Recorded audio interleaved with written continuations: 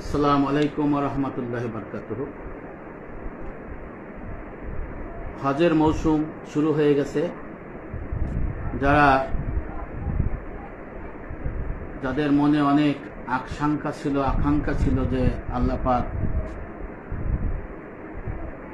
যদি কাউকে কবুল করেন যে হজের সফরে যাওয়া,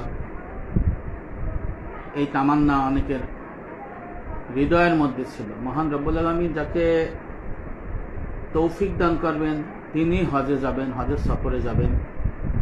এর বাইরে তো আর কেউ যেতে পারবেন না।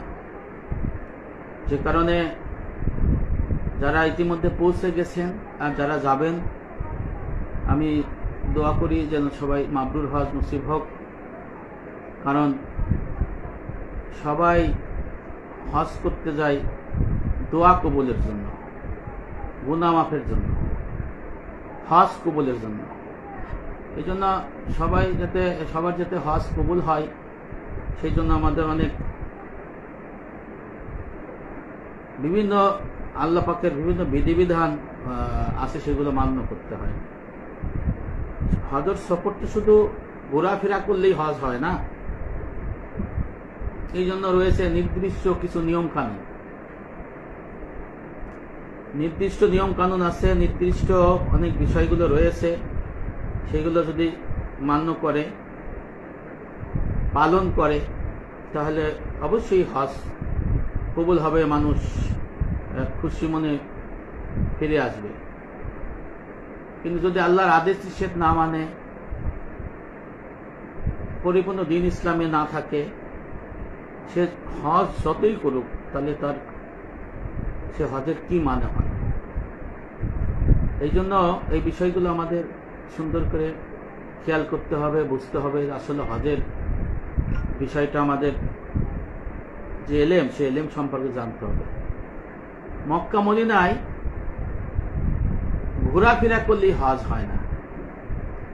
দেখেন যে অনেকে প্যাকেজে যায়, 5 স্টার হোটেলের প্যাকেজ, তারপরে এ গ্রেডের package, B grade, C grade, সবচেয়ে বড় ভালো মানের হোটেলে থাকতে চায়, ভালো খাবার খেতে চায়, ঠিক না?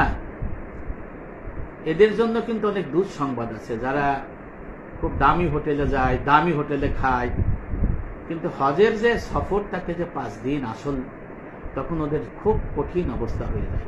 বরঞ্চ যারা দূরে থাকে, পায়ে হেঁটে হেঁটে আসে, তারপরে খাবারের কষ্ট করে বা বেশি ভালো খাবার খায় না, তাদের জন্য আলহামদুলিল্লাহ তাদের হজও কবুলের মতো পৌঁছে যায়।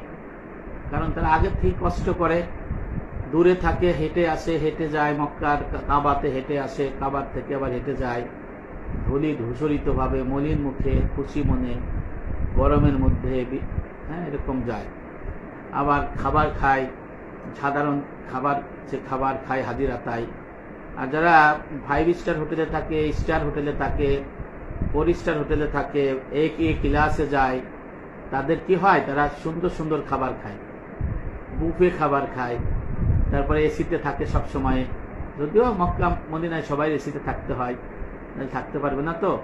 তারপরে আপনার ওই হোটেল থেকে আবার নামাজ পড়ে সেই 20 তলার উপরে, তারপরে তারা কষ্ট সহ্য করতে পারে না।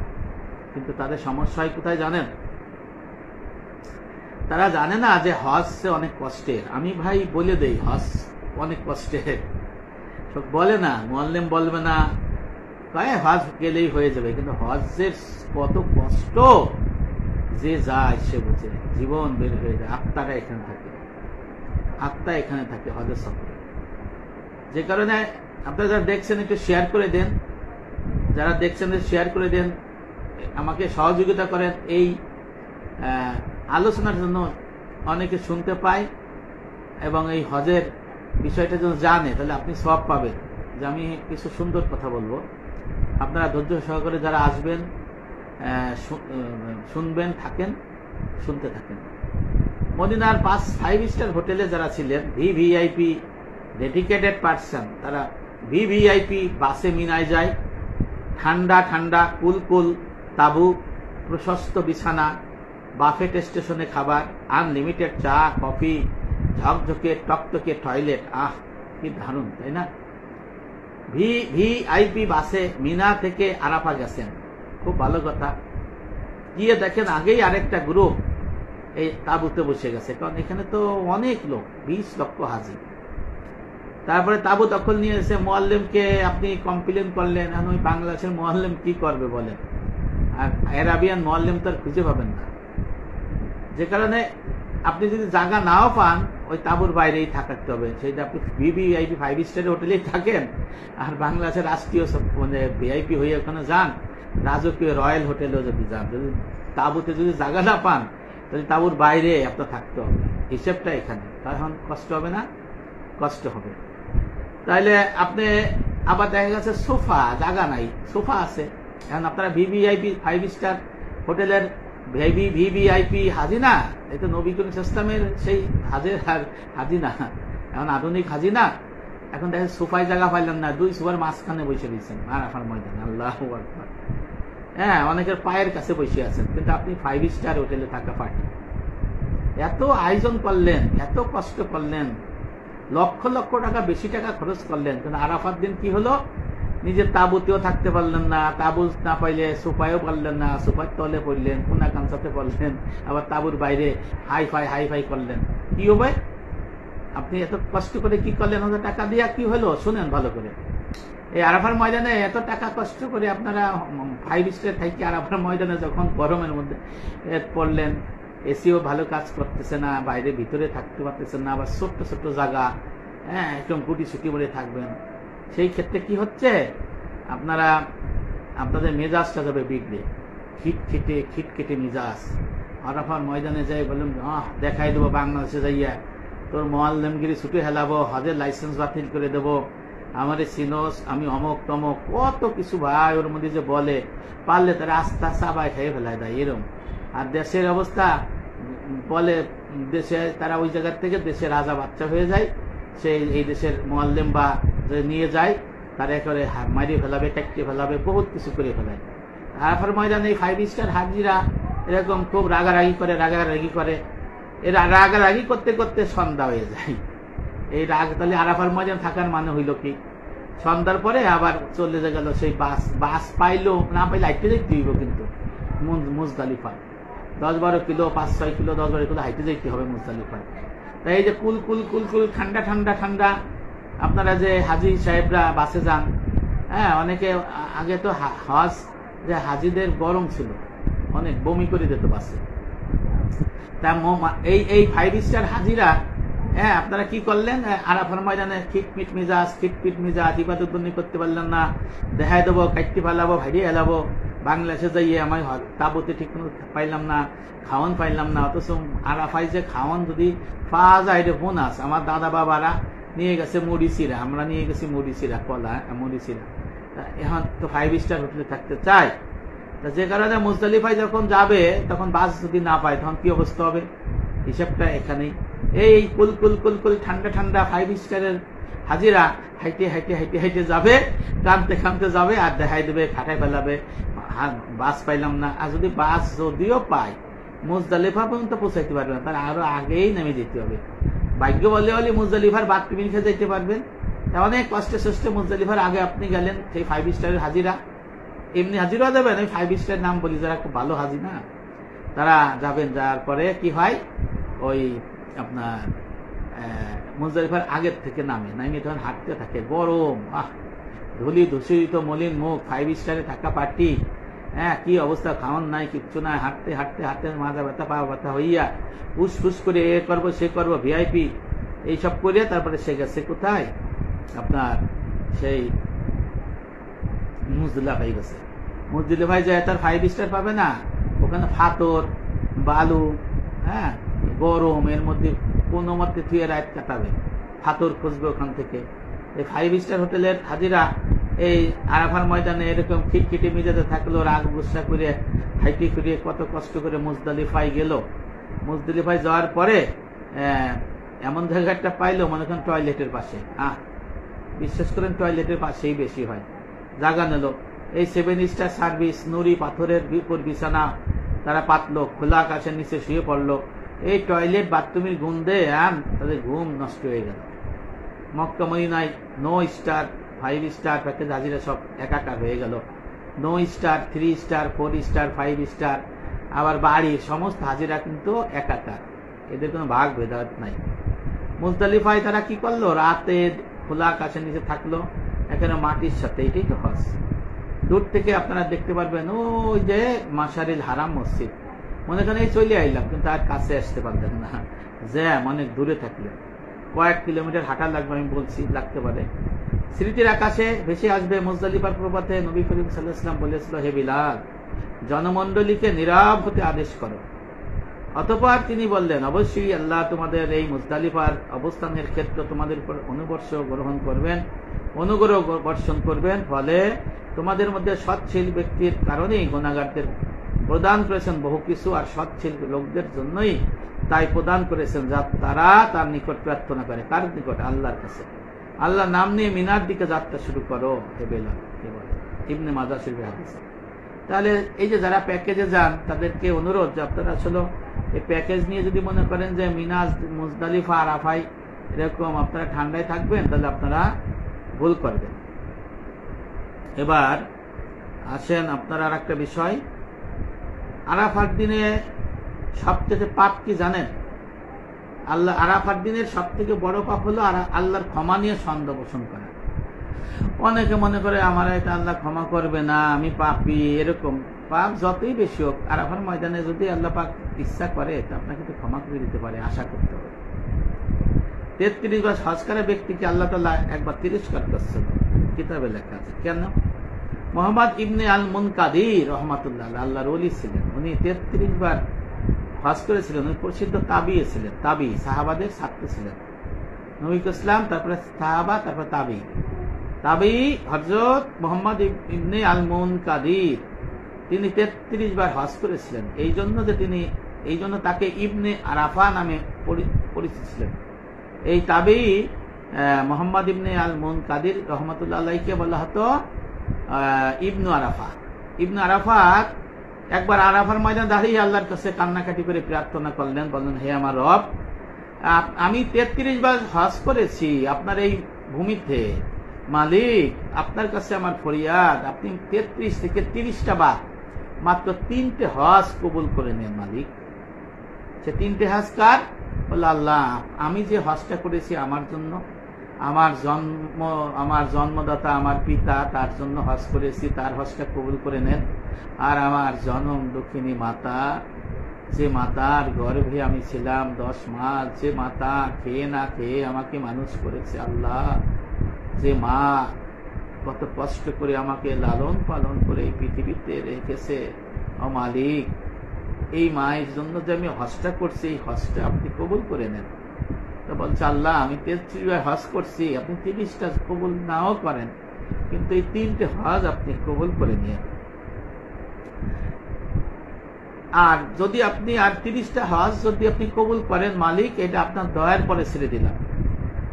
ইবনু আরাফাত রাহমাতুল্লাহ আলাইহি, অর্থাৎ হযরত মুহাম্মদ ইবনে মুনকাদির প্রসিদ্ধ তাবী, উনি আরাফার ময়দানে থেকে ফিরে মুজদালিফায় গেলেন, মাগরিব এবং এশার সালাত একসাথে নামাজ পড়ে, খোলা আকাশের নিচে একটু ঘুম ঘুম ভাব। সেই রাতেই ইবনু আরাফাত স্বপ্ন দেখলেন এবং একটু বিশাল আওয়াজ শুনলেন, এবং ধমকের সুরে একজন বলছে এরকম, ওহে ইবনু আরাফাত, তুমি কি আল্লাহর চেয়েও বেশি দানশীল হতে চাও? যখন আল্লাহ দানশীলতার স্রষ্টা, শোনো, আল্লাহ তো আরাফাত সৃষ্টি করার আগেই সিদ্ধান্ত নিয়ে রেখেছেন যারা এখানে দাঁড়াবে তাদের সবাইকে তিনি ক্ষমা করে দিবেন। হে ইবনু আরাফাত, তুমি কি আল্লাহর চেয়ে বেশি দানশীল হতে চাও? তুমি কেন বলো 33টা যদি কবুল না করেন মালিক, এটা আপনার দয়া। ফজরের উঠে ইবনু আরাফাত কাঁদতে লাগলেন, খুতবা দিলেন, আর সবাইকে জানিয়ে দিলেন যে এই স্বপ্নের কথা। আল্লাহ দয়া অনুগ্রহ সীমাহীন। আমাদের কর্তব্য হলো সমস্ত হারাম থেকে দূরে থাকা, হালালের মধ্যে থাকা, সমস্ত হারাম দূর করা, অবৈধ অনৈতিক সমস্ত কিছু ফেলাই দিয়া, পায়ের সাথে মুড়ে দিয়ে হালালের মধ্যে থেকে আল্লাহর রাহে যাত্রা করা, আল্লাহর সন্তুষ্টির জন্য যাত্রা করা, মক্কায় যাত্রা করা কাবার উদ্দেশ্যে। এবং আল্লাহ পাক অবশ্যই রিয়া মুক্ত রিয়া মুক্ত ইখলাসে যুক্ত সমস্ত হালাল বিধিবিধানের এবং আল্লাহর আদেশ নিষেধ যে আছে সেটা পালন করার মধ্যে যে হজ করা হয়, অবশ্যই মহান আল্লাহর প্রতিশ্রুতি তাকে মাবরুর হজ নসিব করাবেন এবং তার মা থেকে যেভাবে জন্ম লাভ করে ভূমিষ্ঠ হয় সেইভাবে দুনিয়াতে আবার পাঠাবেন। এইটাই তো হজের মাহাত্ম্য। এই দিন হাজিরা তাদের গুনাহ সমূহকে কবর দিয়ে ক্ষমা প্রাপ্ত হয়ে নতুন জীবন শুরু করতে পারে। সুবহানাল্লাহ। এই বিষয়গুলো আমাদের ভাবতে হবে। ভাইয়েরা আমার, যারা দেখছেন একটু শেয়ার করে দেন হজের বিষয়ে খুঁটিনাটি বিষয়ে, যেগুলো আপনার কাছে হাজির হবে বা যাবেন, মনে রাখলে অনেক লাভ। সবর ইয়া হাজ্জি, ওখানে একটা প্রচলিত শব্দ শুনবেন, সবর ইয়া হাজ্জি, তারিক তারিক ইয়া হাজ্জি, এরকম শুনবেন। সবর ইয়া হাজ্জি, তারিক তারিক ইয়া হাজ্জি, সবর করো, ধৈর্য ধরো হে হাজি, তারিক তারিক, দ্রুত করো, সরে যাও, এরকম বলবে। হজ শুধু একটি সফর নয়, একটি ধৈর্য, আত্মত্যাগ ও আল্লাহ সন্তুষ্টি অর্জনের এক মহান পরীক্ষা। পবিত্র কাবা শরীফে তাওয়াফের ভিড়, আরাফার তপ্ত ময়দান, মিনার রাতগুলো, সবকিছুতে আছে অপর রহমত ও ধৈর্যের শিক্ষা। এই ধৈর্যের পরীক্ষায় যে উত্তীর্ণ হবে আল্লাহর সমস্ত আদেশ নিষেধ মাইনে, তার জন্য রয়েছে হজ। নইলে আল্লাহ রসুল বলছেন 4 শ্রেণীর ব্যক্তি শেষ জামানায় হজে যাবে। প্রথম শ্রেণী যাবে রাজা বাদশা ধনী শ্রেণী যাবে দেশ ভ্রমণের জন্য। দ্বিতীয় শ্রেণী হলো ব্যবসায়ী যাবে ব্যবসা করার উদ্দেশ্যে। তৃতীয় শ্রেণী হলো আলেম যাবে লোক সমাজে প্রচার করার জন্য, আমি এতবার হজ করছি লৌকিকতার কারণে। আর 4 নম্বর হজ করতে যাবে আল্লাহ রসুল বলছে ভিক্ষুক, ভিক্ষা করার জন্য। অর্থাৎ এরা শুধু যাওয়া আসাই করবে, কিন্তু এদের হজ কি কবুল হবে না। তাই জন্য যারা এই আল্লাহ পাকের রহমত যারা চায়, হজ কবুল করাইতে চায়, অবশ্যই তাদের ধৈর্যের পরীক্ষায় উত্তীর্ণ হইতে হবে। পরে একজন হজ যাত্রীর জন্য সবচেয়ে শ্রেষ্ঠ গুণ হবে ধৈর্য। মুখ বন্ধ রাখতে হবে, মুখ বন্ধ। হজের নিয়ত যখন করবেন, হে আমার রব, আপনি আমার হজ কবুল করে নিন এবং আমার জন্য সহজ করে দিন, সাথে সাথে আর একটা নিয়ত করে দোয়া করবেন, হে আমার রব, আমার এই মুখটা বন্ধ করে রাখতে দিন। আল্লাহ, আমার এই মুখে যেন খারাপ কথা না আসে, আল্লাহ এই মুখে যেন খারাপ কথা না বলি। এই নিয়তটা আপনি করবেন যে আমি খারাপ অনৈতিক কথা এইসব না করি। কারণ হযরত সুফিয়ান সাউরি রহমাতুল্লাহ আলাইহি বলেছেন, অনর্থক কথা, অধিক কথা হজ বাতিল করে দেয়। নাউজুবিল্লাহ। তাহলে সবর ইয়া হাজ্জি, আপনার আল্লাহ আপনার হজ কবুল করুন। ভাইরা আমার, যারা হজে চলে গেছেন, যারা শুনছেন, তাদের জন্য এই আমার কথাগুলো, আর যারা যাবেন তাদের জন্য, মনে করেন আপনি হজে চলে গেছেন সফরে, অথবা আপনারা 4-5 জন একসাথে ওখানে আসেন, একই রুমে আসেন, অথবা আপনারা যাবেন 4-5 জন একই রুমে থাকবেন, যাদেরকে আপনি আগে থেকে ভালোভাবে চেনেন নাই। ওখানে যে পরিচয় হয়, রুমের মধ্যে যে রুম শেয়ার করে, আগে থেকে জানতেন চিটাগাং, রাজশাহী, দিনাজপুর, খুলনা, বরিশাল, কুমিল্লা, বিভিন্ন এলাকার লোক আপনার সাথে রুমে এসে থাকবে। এখন কি হয়, ওখানে রাতের বেলা আপনি ঘুমাচ্ছেন, আপনার ঘুম হচ্ছে না, কারণ আপনার এক রুমমেট বেজায় জোরে জোরে নাক ডাকতেছে, অথচ রুমের মধ্যে সব আটকানো, এসি চলতেছে, কিন্তু আপনার পার্টনারের এমন ঘুম হয়েছে, রুম পার্টনার নাক ডাকতেছে, কিন্তু সে নাক না ঘুমাইতে পারবে না। এই একটা সমস্যা। আপনি কাজা নামাজ পড়বেন গভীর রাইতে, অথবা তাহাজ্জুদ নামাজ পড়বেন, অথবা নফল নামাজ পড়তে যাবেন। আপনি ঘুম থেকে উঠলেন, বাথরুমে যাবেন, আপনার প্রস্রাব জমে আছে, দেখলেন বাথরুমের মধ্যে আপনার রুম পার্টনার। আল্লাহ, আপনার প্রস্রাব তো বেরোয় যাওয়ার কায়দা হয়ে গেছে, কিন্তু ওই ভিতরে রুমেরও ওরও বাথরুম ক্লিয়ার হচ্ছে না, প্রস্রাব ক্লিয়ার হচ্ছে না।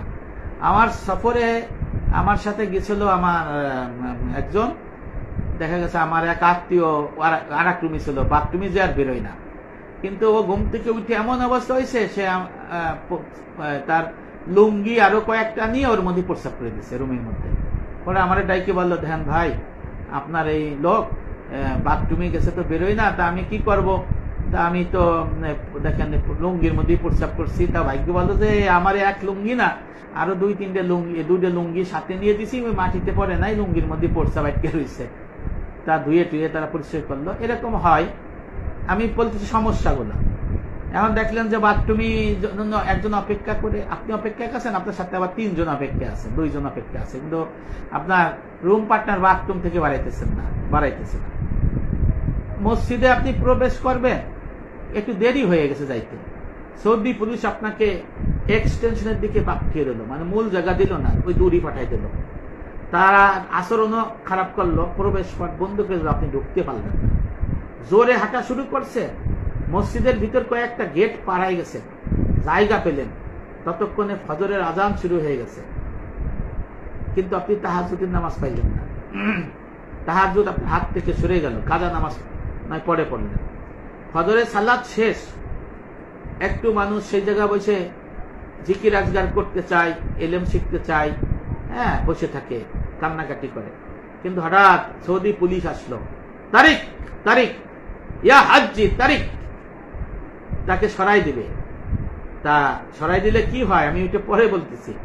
তখন সে চাইছিল না উঠতে, কিন্তু পুলিশ তাকে জোর করে উঠাই দিল, এবং সৌদি পুলিশের ব্যবহারও খারাপ হয়।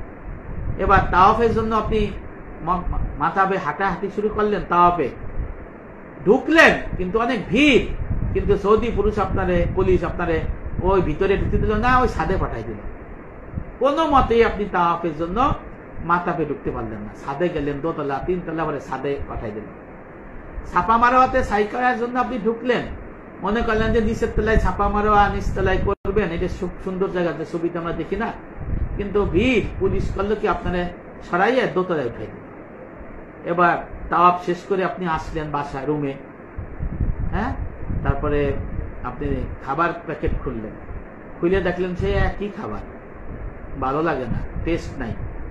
দুপুরের খাওয়ার সময় আসলো, আপনি আগে ভাগে গোসল করে আসলেন, নিচে প্রবেশ করতে পারলেন না, পুলিশ আপনাকে উপরের ফ্লোরে তুলে দিল, বা প্রবেশ করতেই দিল না। একটু দেরি হয়ে গেছে, জোহরের নামাজ আইছেন বা আসরের সময় আইছেন, দেরি হয়ে যায়, তখন সৌদি পুলিশ মসজিদের গেট বন্ধ করে দেয়, আপনারা ঢুকতে দিল না, রাস্তার দূরে থাকলেন। আপনি রোদের ভিতর হেঁটে হেঁটে রুমে যাচ্ছেন, রুমে গেলেন, দুপুরের খাবার খাবেন, খাবারটা আপনি খুললেন, দেখলেন যে অতিরিক্ত তেল চর্বি দিয়া খাবার, মশলাযুক্ত খাবার, আপনি উচ্চ রক্তচাপে ভোগেন, আবার ডায়াবেটিস আছে, এই কি খাওয়া যায়?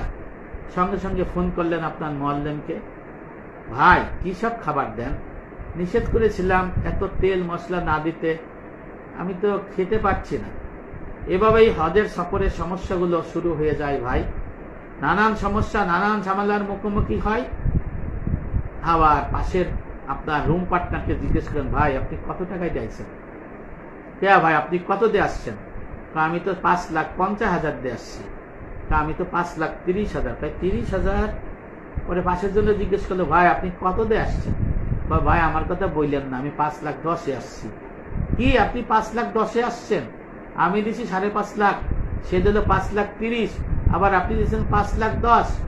4 নম্বর ব্যক্তিরা জিজ্ঞেস করে, ভাই আপনি হজে কত দিয়ে আইছেন? বলে যে ভাই আমি 5,20,000 আইছি। 5,20,000 আইছেন, আমি দিলাম 5,50,000, ও দিল 30, ও দিল 10, আপনি 20। মুআল্লিম তো ঠকাইছে। এই নিয়ে শুরু করে যুদ্ধ ভাই, শুরু থেকে আমার দেখা, কেন বেশি নিল, কেন কম নিল, এই নিয়ে থাকে 20 দিন। হজের আগ পর্যন্ত চলে গ্যাঞ্জাম, ফসাদ, গাঞ্জাম। হ্যাঁ, এই ছোট ছোট সমস্যা একটা মহিরু আকার ধারণ করে, যা আপনার হজ বাতিল করে দেয়। এবং এই পরিস্থিতিতে হলে আপনার হজ তো টিকে রাখতে পারবেন না। আপনি যদি মারামারি করেন, গালাগালি করেন, ওই যে ফেতনা ফাসাদ করেন, রাগ গুসা নিয়ে চলেন, কথা লাগালাগি করেন, চুগলখড়ি করেন, হজ তো বাতিল হয়ে যাবে। আবার অনর্থক কথা বললেন, তো এই তাহলে হজ কি হবে? আপনি এখন ভাবেন তো, আপনি এখন আসেন সৌদি আরবে, এই ঘটনা হচ্ছে, কিন্তু এখন শুরু হয়ে গেছে। আর আপনি যখন যাবেন তখন আরো শুরু হবে। এরপরে আপনি দেখবেন যে আপনার রূপ পার্টনার আরেকজন নিয়ে নামাজে যাচ্ছে, আপনারা নিয়ে যাচ্ছে না, দেখছো আমারে নিয়ে যাচ্ছে না, হ্যাঁ ও কি হয়ে গেছে, এই নিয়ে শুরু করে। আপনার ফ্যামিলি নিয়ে গেছেন, বন্ধুর ফ্যামিলি নিয়ে গেছেন, 5 দিন বড় ধরে একসাথে থাকতে পারবেন, 7 দিনের মাথায় আপনার বউয়ের সাথে আপনার বন্ধুর বউয়ের অমিল হয়ে গেল। এই বউ আর আপনারা ওই বন্ধুর সাথে কি কয় মিশতে দিবে না। বিশ্বাস করেন, সত্য ঘটনা, এরকম 90% ঘটনা হয়। এই যে এই সব করার জন্য হজ কি বাতিল হয়ে যায়। এই জন্য ভাই আমাদের ভুলে যেতে হবে, মানে আমরা ভুলে না যাই যে আমরা মেহমান, আমরা কোথায় যাচ্ছি, আমরা আল্লাহর বাইতুল্লাহ শরীফে যাচ্ছি। আল্লাহ পাকের প্রিয় শহর হলো মক্কা, আর নবী করিম সাল্লাল্লাহু আলাইহি ওয়াসাল্লামের প্রিয় শহর হলো মদিনা। যে কারণে এই বাইতুল্লাহ শরীফে যখন যাই তখন এই হাকিকত চিন্তা করতে হবে, আমি কোথায় যাব, কোথায় থাকবো, কি খাবো। ওখানে আমার আল্লাহর শহর, আল্লাহ বলছে আমার প্রিয় শহর। আমার আল্লাহ যেখানে ঘুমাইতে দিবে সেখানে আপনি ঘুমাবেন, যেখানে যা খাইতে দিবে তাই খাবেন, নালি চুপ করে থাকবেন। যে বললাম না, হজের নিয়তের সাথে সাথে, সফরের নিয়তের সাথে সাথে বলবেন, হে আমার রব, আমার মুখটা যেন বন্ধ থাকে। আমার এক প্রিয় বড় ভাই, ওনাকে আমি অনেক ভালোবাসি, বিশ্বাস করেন, আমি মিথ্যা বলি না, মনিরুজ্জামান, আমাদের মহেশপুর ইউনিয়নের চেয়ারম্যানের ভাই। ওনার সাথে আমার টুকটাক বিষয় নিয়ে এমনি লাগে। হ্যাঁ, তা উনি আবার কয়, ভাই আপনি একটু চুপ মরে থাকেন। আসলে ঠিক কথা বলছেন, চুপ থাকাই ভালো। চুপ থাকলে কি হয়, ভুল বুঝাবুঝি হয় না, সমস্যা হয় না। তা হজের সফরেও যে চুপ থাকবে, সে দুনিয়া জয় করতে পারবে, সে আল্লাহরে জয় করতে পারবে, হজও করতে পারবে। তাহলে হজ তো শুধু দেহের না, এটা মনেরও আছে, আত্মার। তাসাউফ যদি হাসিল না হয়, হজ বাতিল। তাহলে আপনার কি করতে হবে, দেহের সাথে সাথে আত্মারও প্রস্তুতি নিতে হবে। এক হলো আপনার নিয়ত ঠিক করতে হবে। শুধু হজ আনুষ্ঠানিকতা নাই, এটা একটা মহান ইবাদত। মক্কা মদিনায়, মিনা, মুজদালিফা, আরাফা, সাফা, মারোয়া ঘোরাঘুরি করলে হজ হয় না। হজের রয়েছে নির্দিষ্ট হুকুম হাকাম, নির্দিষ্ট নিয়ম কানুন। এই নিয়ম কানুনের মধ্যে যেতে হবে, সে হজ করতে চলে আসতে পারবে, কবুল হবে। আর নাহলে ওই ঘোরাঘুরি হবে। যে নবী ইসলাম বলেছেন না, ফিতনা ফাসাদের সময় এখন চলছে, 6 শ্রেণীর ব্যক্তি হজে যাবে, তাদের শুধু হজে যাওয়া এই হবে, মুসাফিরির মতো হবে, ঘোরাফেরা হবে, কিন্তু হজ হবে না।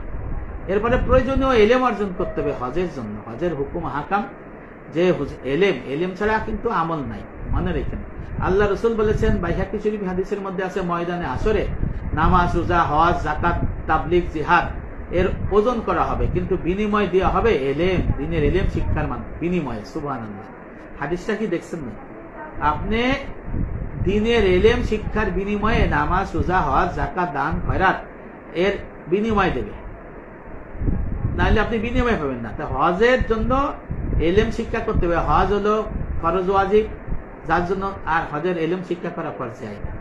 এলেম শিখতে হবে, হ্যাঁ, সরই বিধিবিধানগুলো জানতে হবে, আর বাস্তব যেগুলো আমি উল্লেখ করতেছি আর করব, এইগুলো সম্পর্কে ভারী তাফাক্কুর করতে হবে, যে আমার হজ কিভাবে বাঁচায় নিয়ে আসতে হবে, আমি কিভাবে হজ আমি করে নিয়ে আসতে পারবো, এইভাবে এই দিকগুলো জানতে হবে। আর একটা হলো সহযাত্রী নির্বাচন। ভালো সঙ্গী যদি হয় তাহলে আপনার সফর ভালো হবে। ভালো সঙ্গী যদি হজের অভিজ্ঞতা থাকে, সুন্দর হবে, যে জানে, যে বুঝে, স্থান চেনে, এমন যদি হজের সঙ্গী পান, আলহামদুলিল্লাহ, আপনি তো শোনাই সোয়াগা। হ্যাঁ, যে চিনে, জানে, বুঝে, আপনি চিন্তা করা লাগবে না, তার একটু খেয়াল করলে চলবে। আর আমল তো করবেন আপনি, আর যে চিনে না, বুঝে না, তারই চিনে নিতে হয়, এইরকম সঙ্গী হইলেই তো আপনার মহাপেশা। আর যদি ঝগড়াঝাটি করে তাহলে তো সমস্যা। আল্লাহ রসুল বলছেন, মানুষকে 2টা জিনিস দিয়ে বিচার করতে হবে, সে ভালো না মন্দ। এক হলো টাকা দিয়ে দেবেন ঋণ ব্যবসার জন্য, যদি ঘোরাফেরা করে দেয় না, সে হলো খারাপ মানুষ, দোজখে যাবে। আর একটা হলো সফরে যে যাবে, সফরে গেলে আপনি বুঝতে পারবেন যে আপনার এই বন্ধু ভালো, আত্মীয় ভালো, এই লোকটা ভালো কিনা। যদি আপনি ভালো ব্যবহার করে, সহযোগিতা করে, তাহলে মনে করবেন ভালো। আর যদি খারাপ সহযোগিতা না করে, তাহলে মনে করবেন অনেক খারাপ। আপন আপনার ঘনিষ্ঠ বন্ধু, সে আপনারা গাড়মুড়া হেলাবে 7 দিনে। আপন ভাই গেলি, সে ভাই হয়ে যায় শত্রু। হ্যাঁ, বিশ্বাস করেন। চাষা হয়ে গেলি ভাতিজা পরিচয় দেয় না, ভাই তোরে আমি নাম কাটিয়ে দিলাম, আমি তোরে কি ভাই পরিচয় দেবো না, এরকম বলে ফেলায়। আর মোয়াল্লেম বেটা যদি একটু ভুল করে, গলা পাড়ায় ধরে, মা কি যে গালাগালি করে, কি যে করে, আল্লাহ। এই জন্য বলছেন না, হজের নিয়তের সাথে বলতে হবে, আল্লাহ আমার মুখটা বন্ধ রাখে না, ধৈর্য শক্তি দেন, তাহলে হজ হবে, নাহলে হজ হবে না। এবারে যথেষ্ট পরিমাণ সামানা নিয়ে, আসবাব নিয়ে, আপনি আসবাব বলতে টাকা পয়সা, আপনার ওখানে যে অতিরিক্ত টাকা লাগতে পারে, যদি খাবার পছন্দ না হয়, আপনি নিজে কিনে খাবেন, এই টাকা নিয়ে যাবেন। ওকে বলবেন না যে আমার খানা পছন্দ হয় নাই, নিজে খান, আল্লাহ বাড়ি যাচ্ছেন, নিজে কিনে খানা বাড়ি। কারণ বলেন যে মোয়াল্লিম এটা হাদিসে নিয়ে ওকে বেটা তুই দিবি, আর না, এগুলো করবেন না। ওখানে খানা হয় এক ধরনের সবার সাথে, অনেকে তৃপ্তি হয় না। আপনার বাসায় যদি খাবার রান্না হয়, এই খানা অনেক সময় একজনের ভালো লাগে, একজনের খারাপ লাগে। একজনের সুন্দর ভাজি, সকালে ভাজি ভালো লাগে, আর একজনের ভাজি ভালো লাগে না, খিচুড়ি ভালো লাগে, তাই না? এই জন্য এই কারণে আপনাদের বুঝতে হবে যে আসলে ওখানে আমার খানাটা যদি আমি আমার মতো করে খাই, যদি ওদের খানা দেয় খাইতে পারলি ভালো, আলহামদুলিল্লাহ। আর না পাইলে, রুচিতে না করলে, আপনি পাশে যে পাকিস্তানি হোটেল আছে, ভারতীয় হোটেল আছে, এখানে যে বাঙালি হোটেল আছে, এখানে যে রুটি গোস্ত ভাত মাছ কিনে খাবেন। বাঙালি হোটেল আছে, সমস্যা নাই, অল্প দাম, বেশি দামও না, মাঝে মাঝে খাবেন। তাহলে আপনার এই ঝামেলাটা হবে না, খাওয়া নিয়ে গঞ্জাম হবে না। এই জন্য সামানা নেওয়া দরকার, টাকা পয়সা নিতে হবে। আর জিনিসপত্র নিতে হবে আপনার, পাঞ্জাবি বা জিনিসপত্র যা যা দরকার। আর দুই পায়ের পা ফাইটে যায়, দুই পায়ের মাঝখানে ফাইটে একেবারে গোস্ত বাড়ে, যে হাঁটতে নেড়েমেন করে আটে, অনেক কষ্ট। আপনি হজে দেখেন না, খুঁড়াই করে আটকেছে, ফাইটে যায়। দুই উরুর মাঝখানে, উরুর নিচে দুই পায়ের মাঝখানে ফাইটে যায়, হ্যাঁ, ফাইটে রক্তপাত হয়ে যায়। এইটার জন্য বাঁচতে হলে ভ্যাজলিন, হলুদ ভ্যাজলিন নিয়ে যেতে হবে, লাগায় রাখতে হবে কোনো কোনো, হ্যাঁ, বাতাস লাগাইতে হবে, তাহলে আপনার একটা রক্ষা পাওয়া যায়। এরপরে আপনার সবসময় ইবাদত বন্দেগীর মধ্যে লিপ্ত থাকা, একটা সেকেন্ড আপনি নষ্ট করবেন না। ঘুমাইতে গেলেও দোয়া পড়ে ঘুমাবেন, বাথরুমে গেলে দোয়া পড়ে বাথরুমে যাবেন, বেরোবেন দোয়া পড়ে, গোসল করতে যাবেন এইভাবে, ইবাদত বন্দেগী করবেন, সবসময় সিজদা দিতে থাকবেন। তারপরে কাজা নামাজ পড়বেন, যাদের কাজা আছে, নফল নাই তাদের জন্য। হ্যাঁ, মৌলানা একজন মক্কায় যদি একটা ইবাদত করেন, এক রাকাত নামাজ পড়েন, একবার লা ইলাহা ইল্লাল্লাহ বলেন, 1 লক্ষ গুণ সওয়াব। আর যদি একটা গুনাহ করেন, 1 লক্ষ গুণ গুনাহ। মক্কায় যদি একটা সওয়াব করেন 1 লক্ষ গুণ, গুনাহ করলে 1 লক্ষ গুণ। প্রত্যেক ক্রিয়ার একটি প্রতিক্রিয়া আছে। মদিনায় যদি যান, একটা সওয়াব করলে 50,000 গুণ, আর গুনাহ করলে 50,000 গুণ। ভালো করে বুঝতে হবে, আচরণ সুন্দর করতে হবে। আবার যে থাকবে তার সাথে আচরণ সুন্দর করতে হবে। আচরণ হলে 1 লাখ, 8 লাখ, 8 লাখ হলে আত্মশুদ্ধি। অহংকার, হিংসা, রাগ, গুসা, মিথ্যা বকিলি দূর করতে হবে। তওবা, সবর, শুকর, তাওয়াক্কুল, মুরাকাবা, খাওয়া পর্দা, ইখলাস পয়দা করতে হবে। যে এটা করতে পারছে তার হজ হয়ে গেছে। তাহলে সে দাঁড়িয়ে, আপনি যদি পিটান, গালি দেন, সে কোনদিন কথা বলবে না, একটা ফাতরের মতো থাকবে। হ্যাঁ, আর অন্যদের ক্ষতি না করা।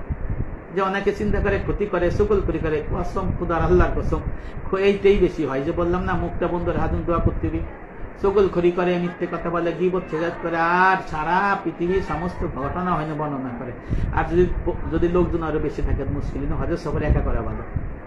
স্ত্রী সন্তান নিয়ে যেতে হবে, একা যেতে হবে, বন্ধু বান্ধব থেকে দূরে থাকতে হবে। আমাকে একজন বুজুর্গ বুদ্ধি দিচ্ছিল যে একা করবেন, এই জন্য করছিলাম। দেখলাম ওই সফরে হাস করে খুব মজা পাইছি, একা একা। হ্যাঁ, একা একা আমি প্রায় 17টা উমরা করছিলাম, হ্যাঁ, একা একা করে। তারপরে সুন্দর সুন্দর ছিল, আমি চিনতাম না অন্যকে, থাকতাম নিজের মতো করে। কিন্তু অন্যবার আরো কয়েকবার গেছি, সেখানে যে লোকজন সে যাই আর গোলমাল লাগা ফায়দা হয়ে গেছে। ওই 17 সালে যখন গেছিলাম একা, ওই সফরটা ভালো ছিল। এরপরে আমি আমার অভিজ্ঞতা থেকে আপনাদের বলতেছি, অন্যদের ক্ষতি না করা, কখনই চিন্তা করবেন না আপনার তারা ক্ষতি হোক, আপনার ক্ষতি হোক, ধৈর্য ধরতে হবে। আপনি আল্লাহরে জয় করতে পারবেন, জান্নাত যেতে পারবেন।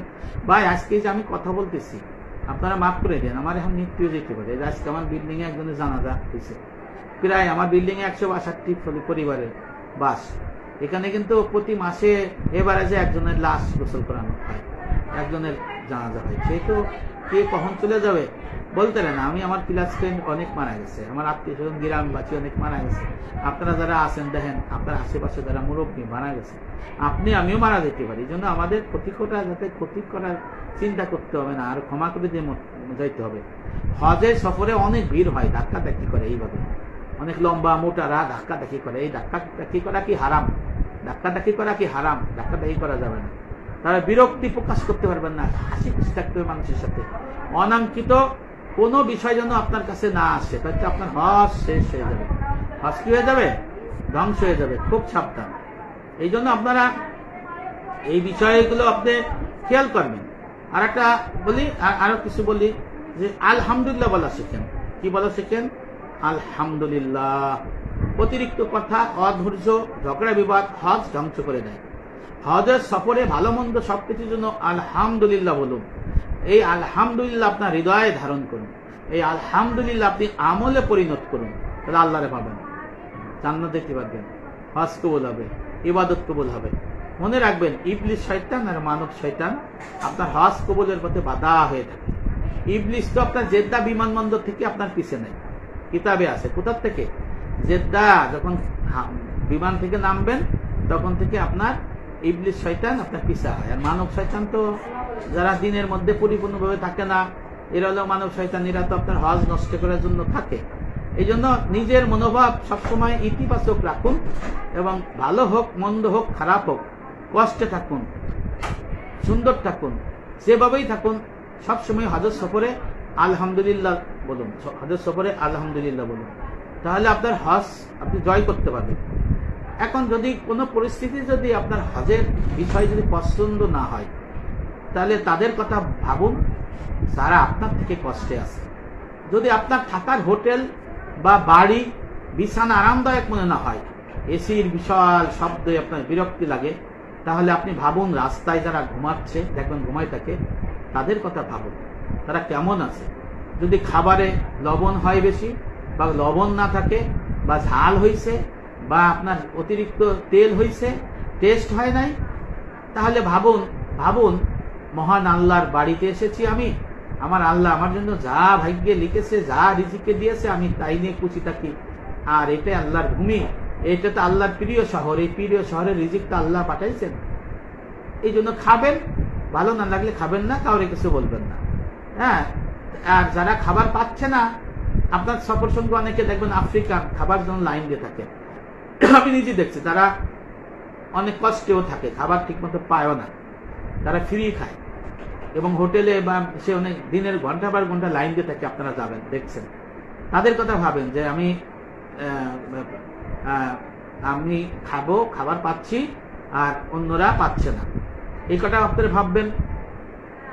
এরপরে যদি দেখেন যে বাস যাত্রা দীর্ঘ হচ্ছে, আপনার অনেক কষ্ট মনে হচ্ছে বাসের মধ্যে, আবার দেখেন আপনি বাসে যাচ্ছেন, গরম, এসে কাজ করতেছে না, ধরেন মিনা যাচ্ছেন, আরাফায় যাচ্ছেন, এরকম ঘটনা, বা মক্কা থেকে মদিনায় যাচ্ছেন, মদিনা থেকে মক্কা আসতেছেন, কোনো কারণে গাড়ির মধ্যে আপনার কষ্ট লাগলো, তখন আপনি ভাবুন আমার নবী ইসলাম পায়ে হেঁটে উঠে চড়ে মদিনা থেকে মক্কায় গেছে, মক্কা থেকে মদিনায় গেছে, সে তায়েব গেছে, সব জায়গায় গেছে, সাহাবারা কিভাবে চলছে, তাবেঈন আজমি মুস্তাহিদগণ কিভাবে চলছে। আবার বর্তমান সফরে অনেকে হাইটে হাইটে হজ করে, মক্কা থেকে মিনা, মিনার থেকে আরাফা, আরাফার থেকে মিনা, মিনার থেকে মুজদালিফা, মুজদালিফা থেকে আবার মিনা, মক্কা থেকে মিনা, মিনার থেকে আরাফা, আরাফার থেকে মুজদালিফা, মুজদালিফা থেকে মিনা, মিনার থেকে মক্কা, মক্কা থেকে আবার মিনা, মিনার থেকে আবার জামারা, জামারার থেকে আবার মিনা,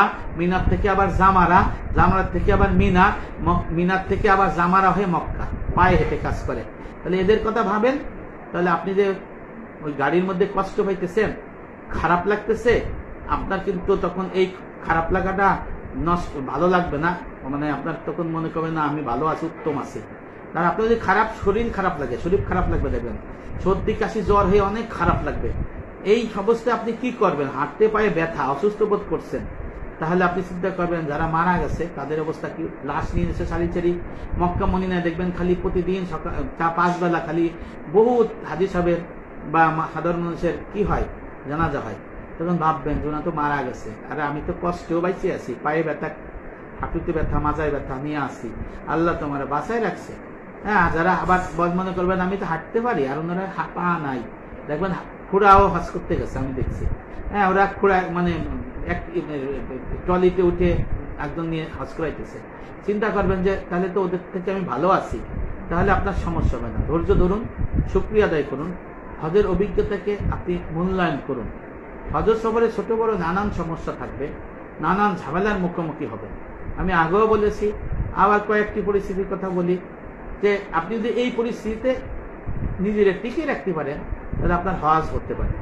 যে কোনো বিরূপ পরিস্থিতিকে নিজেকে নিয়ন্ত্রণ করুন। নেতিবাচক পরিস্থিতিতে ইতিবাচক প্রতিক্রিয়া দেখালে ইতিবাচক ফলাফল পাবেন। আপনাকে ট্রেড অফ করতে হবে পরিস্থিতির উপর ভিত্তি করে। কখনো অধিকতর ভালো কাজটি ছেড়ে দিয়ে অপেক্ষাকৃত কম ভালো কাজটি আপনার অনেক সময় করা লাগতে পারে। যে বিষয় বা পরিস্থিতিতে আপনার কোনো নিয়ন্ত্রণ নাই, হ্যাঁ, তা গ্রহণ করুন। যে আপনি একটা মাসলা মাসাল নিয়ে লাভালাভি করতেছেন, কিন্তু জানেন না, সে জানতেছে ওটাই অনুসরণ করুন, আপনি কিছুই জানেন না। আপনি যাচ্ছেন এক রাস্তা দিয়ে কবেন না আমি ওই দিকে যাবো, যে গাইড তারে ফলো করুন। তারপরে আরেকটা আমি বলছিলাম, মুখটাকে বন্ধ করুন, এই মুখটা বন্ধ করুন, এই জিহ্বাটাকে সচল করুন। লা ইলাহা ইল্লাল্লাহ সুবহানাল্লাহ, লাব্বাইক আল্লাহুম্মা লাব্বাইক, ইন্নাল হামদা ওয়ান নি'মাতা লাকা ওয়াল মুলক লা শারীকা লাক। এইভাবে আপনি এইভাবে আপনি চেষ্টা করবেন আর সবসময় ইবাদত বন্দিকে থাকবেন। তারপরে ধৈর্য অপেক্ষাকে কল্যাণের সময় মনে করবেন, ধৈর্য ধরবেন, এটা মনে করবেন আমার কল্যাণ। আর একটা হলো অপেক্ষা, বিভিন্ন সময় লাইন ধরা লাগে, বিভিন্ন সময় ওই যে বাথরুমে যাওয়ার জন্য অপেক্ষা, খাওয়ার জন্য অপেক্ষা, মসজিদে ঢোকার জন্য অপেক্ষা, বাসের জন্য অপেক্ষা, সব অপেক্ষা করা লাগবে। কারণ এই বাংলাদেশের মতো আপনার কেন রেডিমেড নাই। এই অপেক্ষাটাকে মনে করবেন কল্যাণ। আলহামদুলিল্লাহ, আমি হায়দার আলী আপনাদের জন্য একটা কাজ করে দিয়েছিলাম। এই যে বাংলাদেশে যে হয়, ওই যে সৌদি যে আপনার এম্বাসির যে কাজটা হয় এখানে, যে আপনার এইটার কিন্তু মূল প্রস্তাবক আমি ছিলাম, যে এখান থেকে আপনার কাগজপত্র রেডি করে যা লাগে সৌদি আরবের জন্য আমি বাসে। কারণ ওখানে আগে 12 ঘন্টা বসে থাকা লাগতো, 10 ঘন্টা বসে থাকা লাগতো। হ্যাঁ, এই ইমিগ্রেশনের কাজটা ঢাকা হয়। তখন আমি 15 সালে যখন গেলাম, তখন আমি আমার পরিবার সহ অনেক কষ্ট করলাম। 10-12 ঘন্টা লাগলে ইমিগ্রেশনে, বাসের জন্য বসে থাকলাম আরো 5-6 ঘন্টা, 24 ঘন্টা চলে যায়। জীবন বাঁচে না গরমে। আসার সময় ভালো বাস পাই না, পচা বাস। আবার আসার সময় 3 দিন দেখলাম এয়ারপোর্টে শুয়ে। তারপরে আমি হাবের সেক্রেটারি ছিল সাধারণ তসলিমে বললাম, ভাই ইমিগ্রেশনটা বাংলাদেশে করা যায় না? কি আপনার কি মাথা খারাপ হয়েছে? সৌদি আরবের ইমিগ্রেশন কি বাংলাদেশে করা যায়? আমি বললাম যে করে চেষ্টা করে দেখেন না বাংলাদেশে পারেন কিনা। তাই আপনার কি মাথা কি পাগল হয়েছে যে বাংলাদেশে ইমিগ্রেশন হয়? আমি সৌদি আরব থেকে বললাম, আমি ভাই এটা চেষ্টা করেন তো। আচ্ছা, আর বললাম বাস ভালো না, কমপ্লেন দিলাম অনেক। হাবের সেক্রেটারি 17 সালে যাইয়ে দিয়ে একই অবস্থা। তখন বললাম, উনি বললো বাসটা ভালো করছি, একটু দেরি কম হবে এবার। তা গেলাম, দেখি যে হ্যাঁ আগের থেকে কষ্ট একটু কমছে, বাসটা ভালো দিছে। বললাম যে ভাই ইমিগ্রেশন অনেক দেরি করে, পা মা ব্যথা হয়ে যায়, হাঁটু ব্যথা হয়ে যায়, মাজা ব্যথা হয়ে যায়, বউ বাচ্চা নিয়ে কষ্ট হয়। ইমিগ্রেশনটা যদি বাংলাদেশে করা যায়, ভাই আপনার কি মাথা খারাপ? বাংলাদেশে কি সৌদি আরবের ইমিগ্রেশন হয় নাকি? আমি যে সৌদি আরবের মন্ত্রী তো আছে, আপনার সাথে তো সরকারের ভালো সম্পর্ক, তাহলে আপনি একটু চেষ্টা করে দেখেন না ইমিগ্রেশনটা করা যায় কিনা। আল্লাহর কসম, আমার কথা অনুযায়ী সে বাংলাদেশ সরকারের ধর্মমন্ত্রী সে আলাপ করলো, সৌদি আরবের সাথে আলাপ করলো, বাংলাদেশে ফার্স্ট ইমিগ্রেশন হলো। এই ইমিগ্রেশনের মূল উদ্যোক্তা, মূল পরিকল্পনাটাই আমি আল্লাহর কসম, আল্লাহর কসম, আল্লাহর কসম। 15 এবং 17 তারপরে কিন্তু ঢাকায় যে ইমিগ্রেশনে আমি সব পাবো। যতদিন এখানে ইমিগ্রেশন হবে, আপনার এই ভাই, আপনার এই ভাতিজা, আপনার এই যে এই লোক, এই মোহাম্মদ হায়দার আলী একটু সব পাবে। কারণ আমি এই যে হাবের প্রেসিডেন্টকে দিয়ে এই ঢাকা শহরে এই বাংলাদেশের এয়ারপোর্টে ইমিগ্রেশনটার মূল এই ব্রেন আমার। আর বাস্তবায়ন ক্ষেত্রে শাহাদাত হোসেন তসলিম, যদিও সে এখন দেশের বাইরে পলাতক, কিন্তু সত্য কথা তো বলতে হবে। এটা তো কোনো ফ্যাসিস্টের কথা না, এটা ধর্মের কথা। যেটা আমি মানে একজনকে করাইছি, সেটা করাইছি, আমি হায়দার আলী করাইছি, আলহামদুলিল্লাহ। তারপরে আপনার এই জন্য ধৈর্য এখন কম, মানে অপেক্ষা কম। লোকদেরকে দ্রুত ক্ষমা করা অভ্যাস করতে হবে। দয়ার ভিত্তিতে আপনি তাদের সাথে মিশবেন। আপনি পাওয়ার জন্য মিশবেন না, দেওয়ার জন্য মিশবেন। তাদের পিছিয়ে খরচ করবেন, তাহলে সব পাবেন যদি এবিলিটি থাকে। তারপরে আপনার এই সব বিষয় কিন্তু আপনার বিষয়টা দেখবেন। তারপর হজের আপনার হজ কি? হজ আমাদের কিবলা সম্পর্কে স্মরণ করে দেয়, যা উম্মার কেন্দ্রবিন্দু। দেখেন একসাথে নামাজ পড়তেছেন, একসাথে সিজদা দিচ্ছেন, একসাথে সলসল করতেছেন, এটা একটা ইস্পাত কঠিন বন্ধন তৈরি হয়ে গেছে। হজের ইহরাম কে কি মনে করবেন? মৃত্যু ও সাম্যের প্রতীক মনে করবেন। যে সাদা কাফন, মরে গেলে সাদা কাফন পরে যাইতে হয়, আমি সাদা কাফন পরছি, মানে মৃত হয়ে গেছে। আর সাম্যের প্রতীক মানে সবাই এক জিনিসই পড়ছে, সাদা, এইটা আমরা এক হয়ে গেছি। আর কাবার চারপাশে তাওয়াফ করা, এইটাকে মনে করবেন আল্লাহর প্রতি আত্মসমর্পণ করা। ছাপা মারোয়া সাই করা, এটা মনে করবেন যে আপনার ইসমাইল আলাইহিস ইসলামের মাতা, হ্যাঁ, ইব্রাহিম আলাইহিস ইসলামের স্ত্রী হাজেরা বেগম এর ত্যাগ ও আল্লাহর প্রতি ভরসা, তাওয়াক্কুলের প্রতীক ছাপা মারোয়া সাই করা। আরাফার ময়দানে যখন আপনি যাবেন, মনে করবেন আমি কিয়ামতের ময়দানে আছি। কিয়ামতের ছোট্ট আলামত কিন্তু আরাফার ময়দানে আপনি পাবেন, ইনশাআল্লাহ পাবেন, যদি আপনি সঠিক হজ করেন। কিয়ামতের ছোট্ট আলামত আপনি আরাফার ময়দানে পাবেন। হ্যাঁ, যদি আরাফার ময়দানে আপনাকে কিয়ামতের কথা স্মরণ করাই দেবে। এবার মুজদালিফায় রাত যাপন আত্মশুদ্ধির পরীক্ষা দেওয়া হয়। কি কারণে? আরাফার ময়দানে ওই যে প্রথমে বলছি খাওয়া নাই দাওয়া নাই, এখনো সেসি মেসি আছে, খানা দানা আছে বুফে, আমরা কিন্তু পাই নাই ওরকম। তো এখন তো আধুনিক হয়ে গেছে। যাই হোক, তারপরে যদি ওই যে বাসে আবার দুটি নামাই দেবে, তখন কিন্তু একেবারে 12টা বাজে যাবে। সে 5 স্টার হোটেল যারা থাকবে তাকে তো 13টা বাজে যাবে। আর আপনি আমার মতো গরিব মানুষ যখন যাবে, সাধারণ মানুষ, তাদের সমস্যা হবে, কম সমস্যা হবে। মুজদালিফায় গিয়ে খানা নানা নাই এরকম, এই যে বালুর মধ্যে, পাথরের মধ্যে, পায়খানার টাট্টির পাশে, বাথরুমের পাশে গন্ধ, প্রস্রাবের গন্ধ বা গুয়ের গন্ধ, এরকম গন্ধ মুখে নিয়ে নাকে নিয়ে ঘুমাইতে হবে, থাকতে হবে। এখানে সবাই এক, রাজা বাচ্চা, ধনী দরিদ্র, শিক্ষিত অশিক্ষিত, আলেম তালিবে এলেম, কৃষক রাখাল, যারা হয়ে গেছে সব এক হয়ে গেছে। এই জন্য এটাকে আত্মশুদ্ধির পরীক্ষা দেয়। খোলা আকাশের ঘুমানো এটা জীবনের ক্ষণস্থায়িত্বের কথা মনে করতে হবে যে এই জীবন ক্ষণস্থায়ী, দুনিয়া ক্ষণস্থায়ী, আখেরাত চিরস্থায়ী। আমাদের জীবন হলো দুনিয়া, জীবন হলো মুসাফিরের মতো। আমরা আইসি চলে যাবো, এই দুনিয়া আমাদের থাকতে দেবে না, এই দুনিয়ায় আমরা থাকতে পারবো না, আমাদের চলে যেতে হবে, আর দুনিয়াও আমাদের রাখবে না। আজকে এই বিষয় একটা হলো আল্লাহর হক এবং বান্দার হক মাপ চাওয়ার জন্য মুজদালিফা উৎকৃষ্ট একটি স্থান, এখানে মাপ করা হয়। আপনারা এখানে সবাই এখানে চোখের পানি ফেলাইয়া কানটা কাটি করে একে ধীর স্থির ভাবে আল্লাহর কাছে কায়মানবাক্যে দোয়া করতে হবে, কাঁদতে হবে। এখানে কাঁদতে থাকুক। রব যদি সন্তুষ্ট হয়ে যায় তাহলে ইনশাআল্লাহ আপনার হজ কবুল হয়ে যাবে। শয়তানকে পাথর মারার জন্য যে আপনি রমি এতে জামারাতে বলে হয়, এখানে যাবেন যখন শয়তানকে পাথর মারবেন, তখন মনে করতে হবে আমার অভ্যন্তরীণ ভিতরের যে খারাপ দিক আছে, হিংসা, অহংকার, রাগ, গুসা, মিথ্যে বকিলি, কুপ্রবৃত্তি, খারাপ কাজ করতে মন চায়, মানুষের ঘর ভাঙতে মন চায়, মানুষের হত্যা করতে মন চায়, মানুষের জমি দখল করতে মন চায়, তারপরে গাঁর বাড়ি মন চায়, অমক দল করে তাদের ধ্বংস করতে মন চায়, এরকম মন চা মানে ধর্মের বিধিবিধান মানে না, আল্লাহর পথে থাকে না, কুপরিবৃত্তির নেশায় খারাপ কাজ করা, অপরের ধ্বংস সাধন করা। তখন এর থেকে বলতে যে আল্লাহ আমি এর থেকে মুক্তি চাই, এই অমকের বাড়ি ভাঙতে যাব না, অনেকের হত্যা করতে যাব না, গালাগালি করতে যাব না, মব জাস্টিস করতে যাব না। এরকম অবশ্য যে মব জাস্টিস করছে সে হজ কবুল হবে না, যার ঘর বাড়ি ভাঙছে তার হজ কবুল হওয়ার সম্ভাবনা 0.00 ডাবল জিরো, হত্যা করছে তার হজ কবুল হওয়ার 0, অনেক কঠিন বিষয় হয়েছে। এইগুলো যারা চিন্তা করে যে আমি হত্যা করে গেলাম আমার হজ হবো, এ ভুল ধারণা। আমি পরে এটা আসবো, হারামের মধ্যে যখন আছে তখন আমি বলতে চাচ্ছি যারা হালালের মধ্যে আছে তাদের জন্য, আল্লাহর আদেশ মানছে তাদের কথা বলতেছি। যারা আল্লাহর আদেশ মানে না তার আবার হজ কি?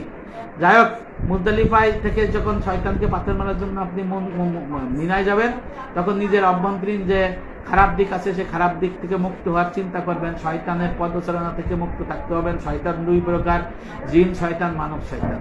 জিন শয়তান আশা দেয়, মানব শয়তান আপনাকে নিয়ে ঘর বাড়ি ভাঙায়, মব জাস্টিস করে, অপরের জমি দখল, মাছ চুরি করে, তারপরে ফসল খেত খাওয়ায়, একদম ঘুষি দেয়, তারপরে হারাম নাজায়েজ রাজনীতি করতে জিন্দাবাদ দেয়, জয় বাংলা বলে, ইনকিলাব জিন্দাবাদ বলে, হারাম নাজায়েজ।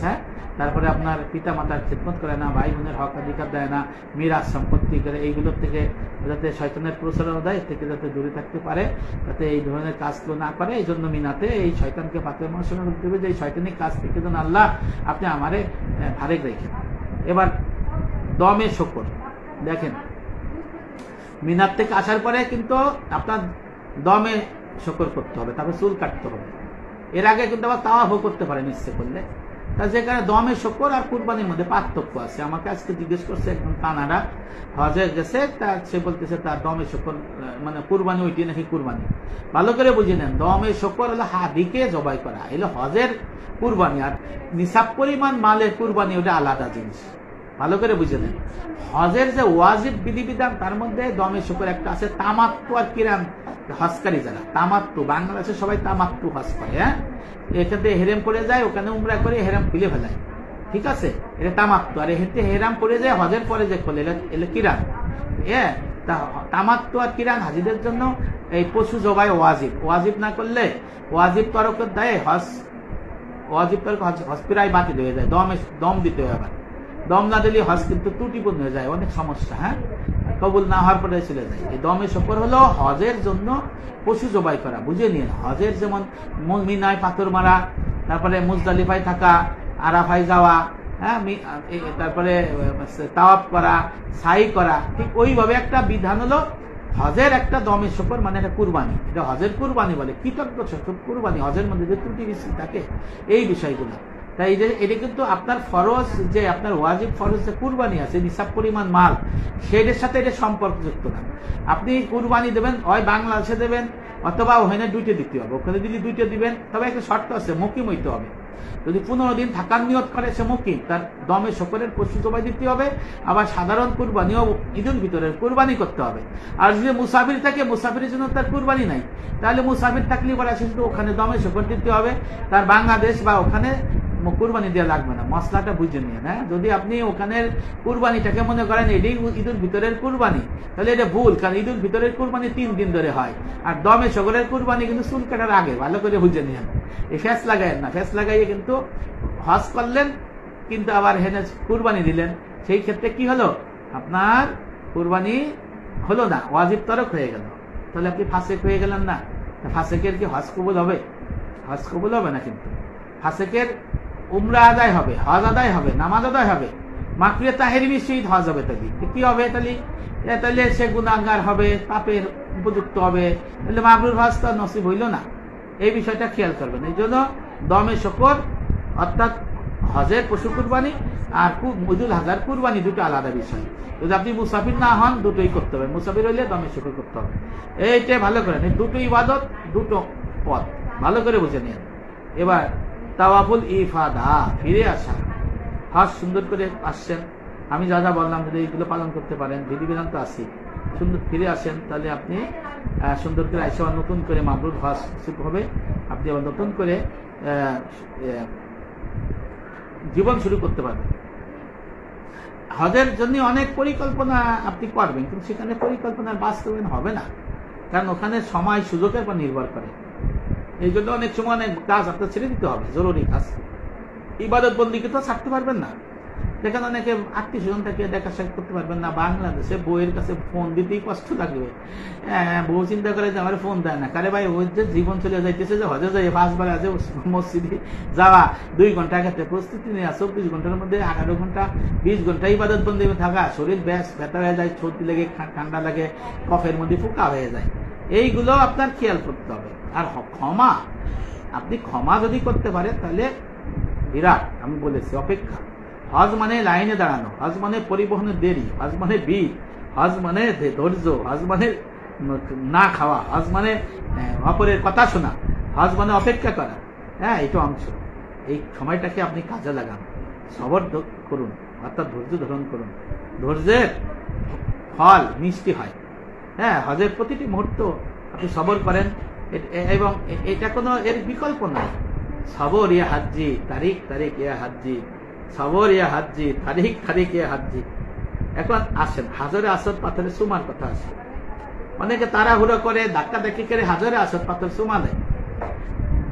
আসলে সত্যি হাজরে আসদ পাথর তো কালো ছিল না, এটা শ্বেত শুভ্র ছিল, বেহেশতের পাথর। হ্যাঁ, এটাই লিফটের কাজ করতো। আল্লাহ পাকের অশেষ করুণাই এখানে রয়েছে, কেউ যদি সুমা দিতে পারে তাহলে তার গুনাহ মাফ হওয়ার কথা বলা আছে। এখন সুমা কি? ইসলাম বলে মুখে, মুখ দিয়ে, ঠোঁট দিয়ে যদি আপনি করেন সেটাও হবে। আর দূরেতে বিসমিল্লাহ, আল্লাহু আকবার, ওয়ালিল্লাহিল হামদ এরকম দেখা যায়, এটাও একই।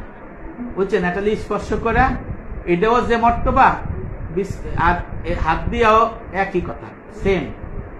অর্থাৎ আপনি যদি লা ইলাহা ইল্লাল্লাহ বলতেছেন, উদাহরণ দিতেছি, মুখ দিয়ে বলাও সেম, অন্তর দিয়ে বলাও এক। তাহলে আপনার কি ইসলাম হলো? একটা হলো নিজে শুয়ে দেখা, ধরা, আর একটা হলো এইভাবে করা, একই। তবে একটা মনের আত্মতৃপ্তি কি, নবী ইসলামের একটা নিদর্শন, নবীর ঠোঁট মুবারক এই পাথরের ভিতরে লাগাইছে, তাই আপনি মনে করবেন যদি দিতে পারেন চুমা, তাহলে আপনার এই মুখটা আপনার পাথরের সাথে লাগলো, নবীর সাথে মিলে গেল, তাই না? তাই এই জন্য কি করতে হবে জানেন? নিয়ত করতে হবে। আপনি যদি নিয়ত না করেন, কিয়ামত জীবন মরা পর্যন্ত আপনি হাজরে আসদ পাথর চুমা দিতে পারবেন না। আপনার নিয়ত করতে হবে। আমি যখন গেছি খালি বলতাম, আল্লাহ গো আমার এই হাজরে আসদ চুমা দিয়ে ইসলাম করার সুযোগ দেন আল্লাহ। চোখের পানি ফেলাই যেতাম, আল্লাহ আমাকে সুযোগ দিচ্ছে। যতবার শেষে তত ওই গেছে, আমার আত্মীয় স্বজন জায়গায় নিয়ে গেছে, আল্লাহর কসম। আমার বউ বলেন, আমার ভাই বলেন, বোন বলেন, আমার আত্মীয় স্বজন যাদের গেছি, বুড়া, ল্যাংড়া, মাজা ব্যথা, হাড্ডি ব্যথা, এগিয়েও নিয়ে গেছি। আল্লাহ তাদের নিয়ত করাইছি, নিয়ত করে আমি সাথে থেকে আমি চুমা দিয়ে দিতে পারছি। কারো ধাক্কা দেখি করা লাগে নাই, কষ্ট হয় নাই। নিয়ত করতে হবে, নিয়ত করে সুন্দর করে কোনা দিয়ে লাইন দিয়ে দাঁড়াইতে হবে। এই সামনাসামনি দিলে পারবেন না। মানে এই যে আপনার সামনে পাথর, আর আপনি যদি এরকম যান সারাদিন সিট থাকলে ধাক্কায় সমুদ্রের ঢেউয়ের মতো উল্টা দিতে ধাক্কায় ছড়াই দিবে। আপনি যেতে হবে কোনায় যেতে হবে, কোনার থেকে একজনে ধরে আইসে ওখানে হাত দিয়ে ধরিয়া তারপরে মাথা দিতে হবে, চেষ্টা করতে হবে। আর একজন দুইজন সাথে রাখতে হবে, নাহলে আপনি সুমা দিতে পারবেন না, কাউকে ব্যথা দেওয়া যাবে না। হ্যাঁ, এই ব্যথা দিয়ে হারাম, মানুষের কষ্ট দেওয়া হারাম, হারাম করে কিন্তু আপনি এই কাজটা করতে পারবেন না। তাহলে আপনি যদি হাজার আসর পাথরে সুমা দিতে পারেন আলহামদুলিল্লাহ। হাত দিয়ে ইসলাম করলেও এক সুমা দেওয়া হয়, একই সওয়াব, একই মর্তবা। আমি আগেও বলতেছি যে আফসোস করবেন না, তবে অনেকের আফসোস থাকে। তখন আপনি বললাম যে আপনি কান্নাকাটি করবেন, আল্লাহরে বলবেন আল্লাহ আমি যেন হাজারের পাথরটা ধরতে পারি, সুমা দিতে পারি। না পারেন হাতটা এরকম লাগাইয়াও সুমা দিলে হইব, দূরিত্ব দেবে। যদি হাতটা ধরিয়া এরকম দিয়েও যদি দিতে পারেন তাও তো মনে শান্তি। কিন্তু এরকম দিতে গেলে আপনি মুখ ছোট দিতে পারবেন। হ্যাঁ, তা যে কারণে আমি বলতে চাচ্ছি যে এই জন্য নিয়ত করুন, নিয়ত করলে আপনি হাসবেন। সুযোগ সবার হয় না। 25 সেকেন্ডে জুহর নামাজের পরে যদি আপনি চেষ্টা করেন তাহলে আপনি পারবেন। জুহর নামাজের পরে সবাই খাইতে যায়। আর একটা হলো উমরা করার সময় যদি করেন সেটাও পারেন। আর একটা হলো অধিক গভীর রাইতে, এখন গভীর রাইতে সবাই যায়, গভীর রাইতে গেলে আপনি কিন্তু দিতে পারবেন। এবার আসেন, প্রতি বছর হজে যায় 20 লাখ মানুষ। কত লাখ?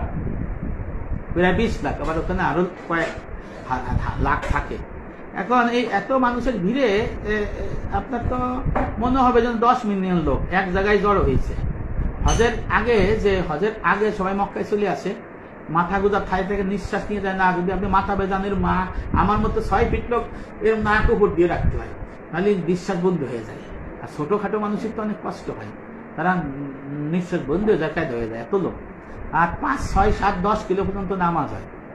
আমাকে বাংলাদেশের লোক পারে কি জানেন, হোটেলে বইতে হোটেলে নামাজ পড়ে, ওই মসজিদেও যায় না ঠিক মতো, ওই রাস্তায় বসে তাড়াতাড়ি সিজদায় মিজাইতে চলে আসে। হ্যাঁ, এইরকম করে আমার দেয় ম্যাক্সিমাম, খুব কম। প্রথম খুব আগ্রহ করে, পরে ওই দূরি থেকে শেষ হয় না। একটা নাউজুবিল্লাহ মিন কেমন পারবে বলেন? কারণ দামও বাড়ছে, টাকাও বাড়ছে, কষ্টও বাড়ছে, দূরিও রাখছে। এই জন্য যদি ভিড়ে থাকতে সমস্যা হয় তাহলে মানসিকভাবে নিজেকে আপনি প্রস্তুত করবেন যে আমি ভিড়ে থাকবো। এখন থেকে আপনি হাঁটাহাঁটি করতে হবে। যারা গেছেন হাঁটবেন, যে হাঁটবে না সে হজ করতে পারবে না। আর হজের আগে কিছুদিন আগে আপনার তাওয়াফ বন্ধ করে দিতে হবে, তারপরে উমরা বন্ধ করতে হবে। কারণ হজের পা ব্যথা হয়ে গেলে হজ শেষ, পায়ের পাতা ব্যথা হয়ে গেলে হজ শেষ। পা গেল তো সব গেল, হজ গেল। ভালো করে বুঝে নিতে হবে। পা যদি ব্যথা হয়, পা যদি সমস্যা হয়, হজ নষ্ট হয়ে যাবে, আপনি পারবেন না।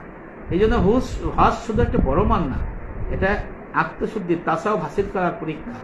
কষ্ট ত্যাগ আপনার করতে হবে, অহংকার দূর করতে হবে, রিয়া মুক্ত হইতে হবে।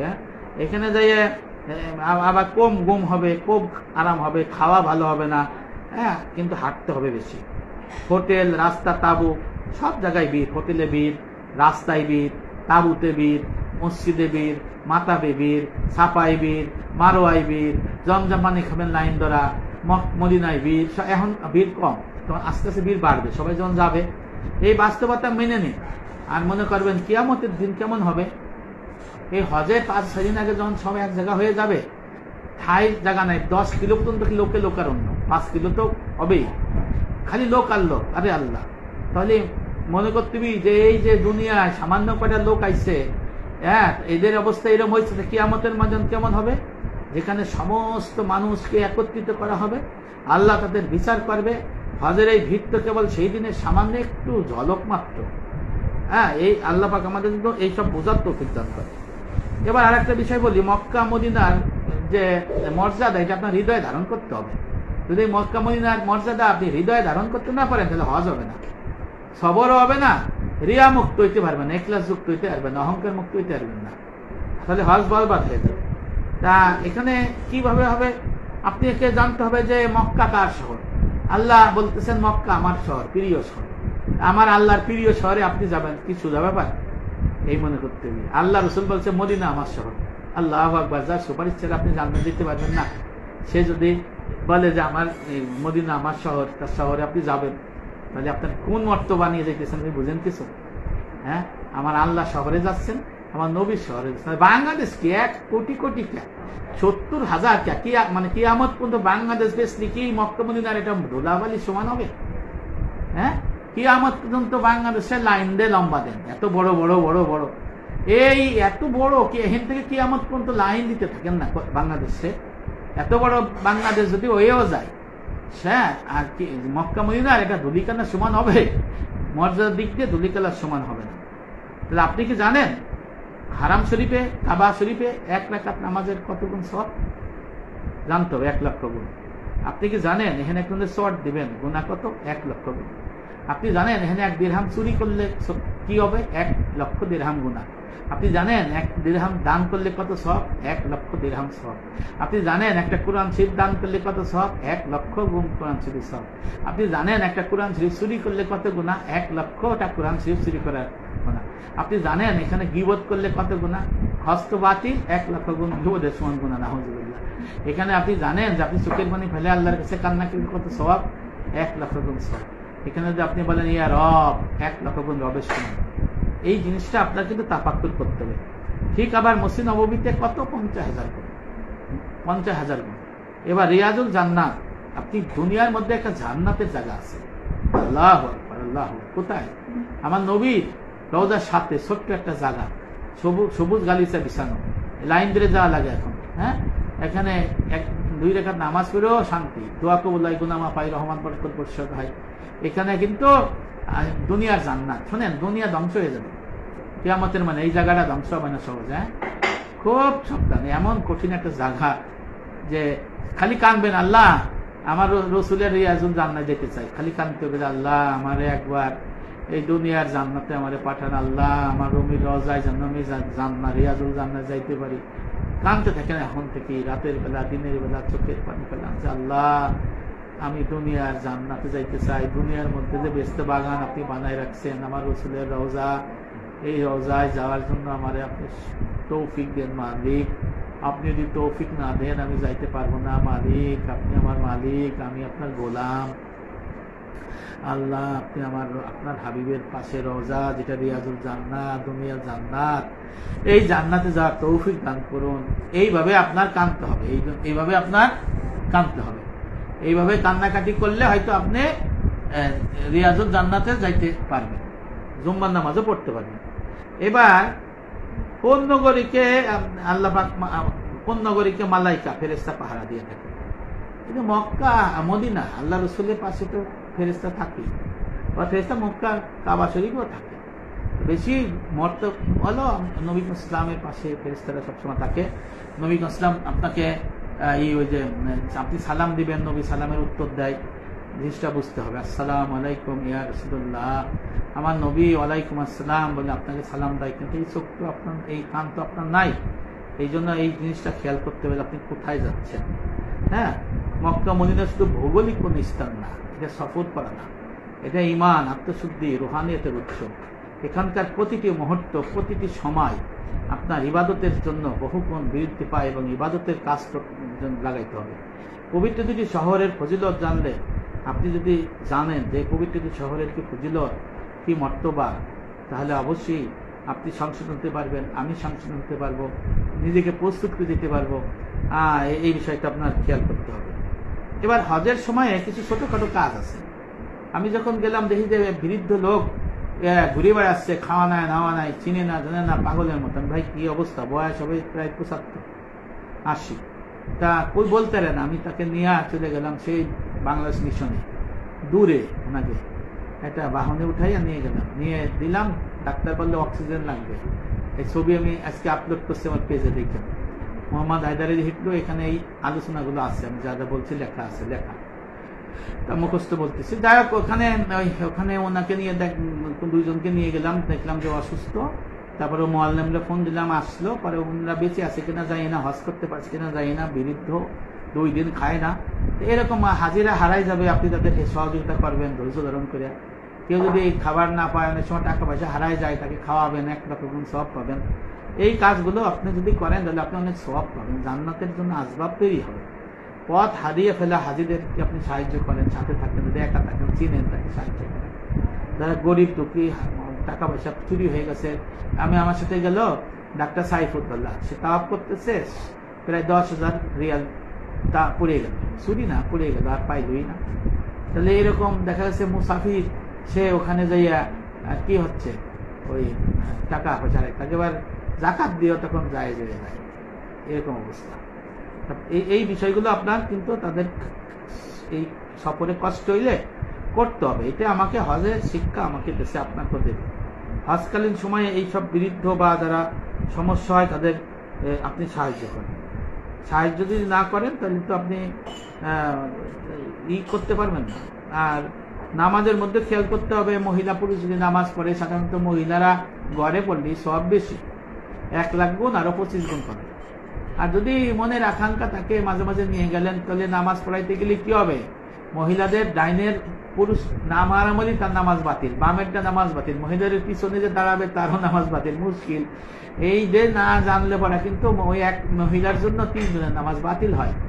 এই জন্য নিজেদের যদি মাহারাম থাকে, মাহারামের মধ্যে যদি নারী নামাজ পড়ে, মাকরুহে তাহরিমির সহিত নামাজ আদায় হবে। অর্থাৎ মাকরুহে তাহরিমি হলো শুধু নামাজ আদায় হবে, সওয়াব হবে না, গুনাহ হবে এবং আল্লাহর শাস্তির যোগ্য হবে। এই জন্য মহিলাদের উচিত আপনার নিজের রুমে ঘরে নামাজ পড়া, সওয়াব বেশি।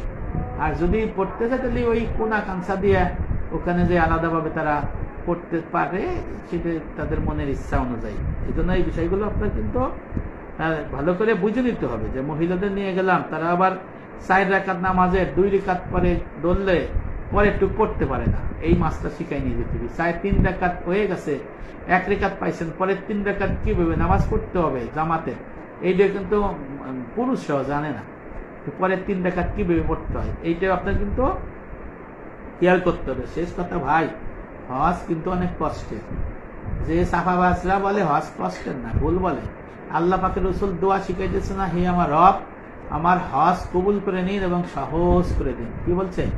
সহজ করে নিন, কবুল করে নিন। সহজ করার জন্য দোয়া করছে আমার রাসূল।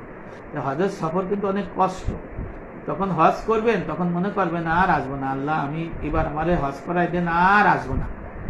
তখন কষ্ট লাগবে। যে হজ শেষ হয়ে যাবে, 2 দিন 3 দিন 5 দিন পরে কেন আবার আসবো, তখন আনন্দ লাগবে। কেন আমি হজের হুকুম হকাম পালন করছি। মুজদালিফায় ওই যে মিনায় না যাইয়ে মক্কায় ঘুমাইতে না, ম্যাক্সিমাম হাজি। আমার সাথে একবার গেল 50 জন, আমরা 10-12 জন মিনায় গেলাম, আর সব হাজি মক্কায় ঘুমাই দিচ্ছে, তারা মিনায় যায়নি। আর একবার গেলাম ওই একই অবস্থা অর্ধেক। আর একবার গেলাম খালি আমরা কয়জন,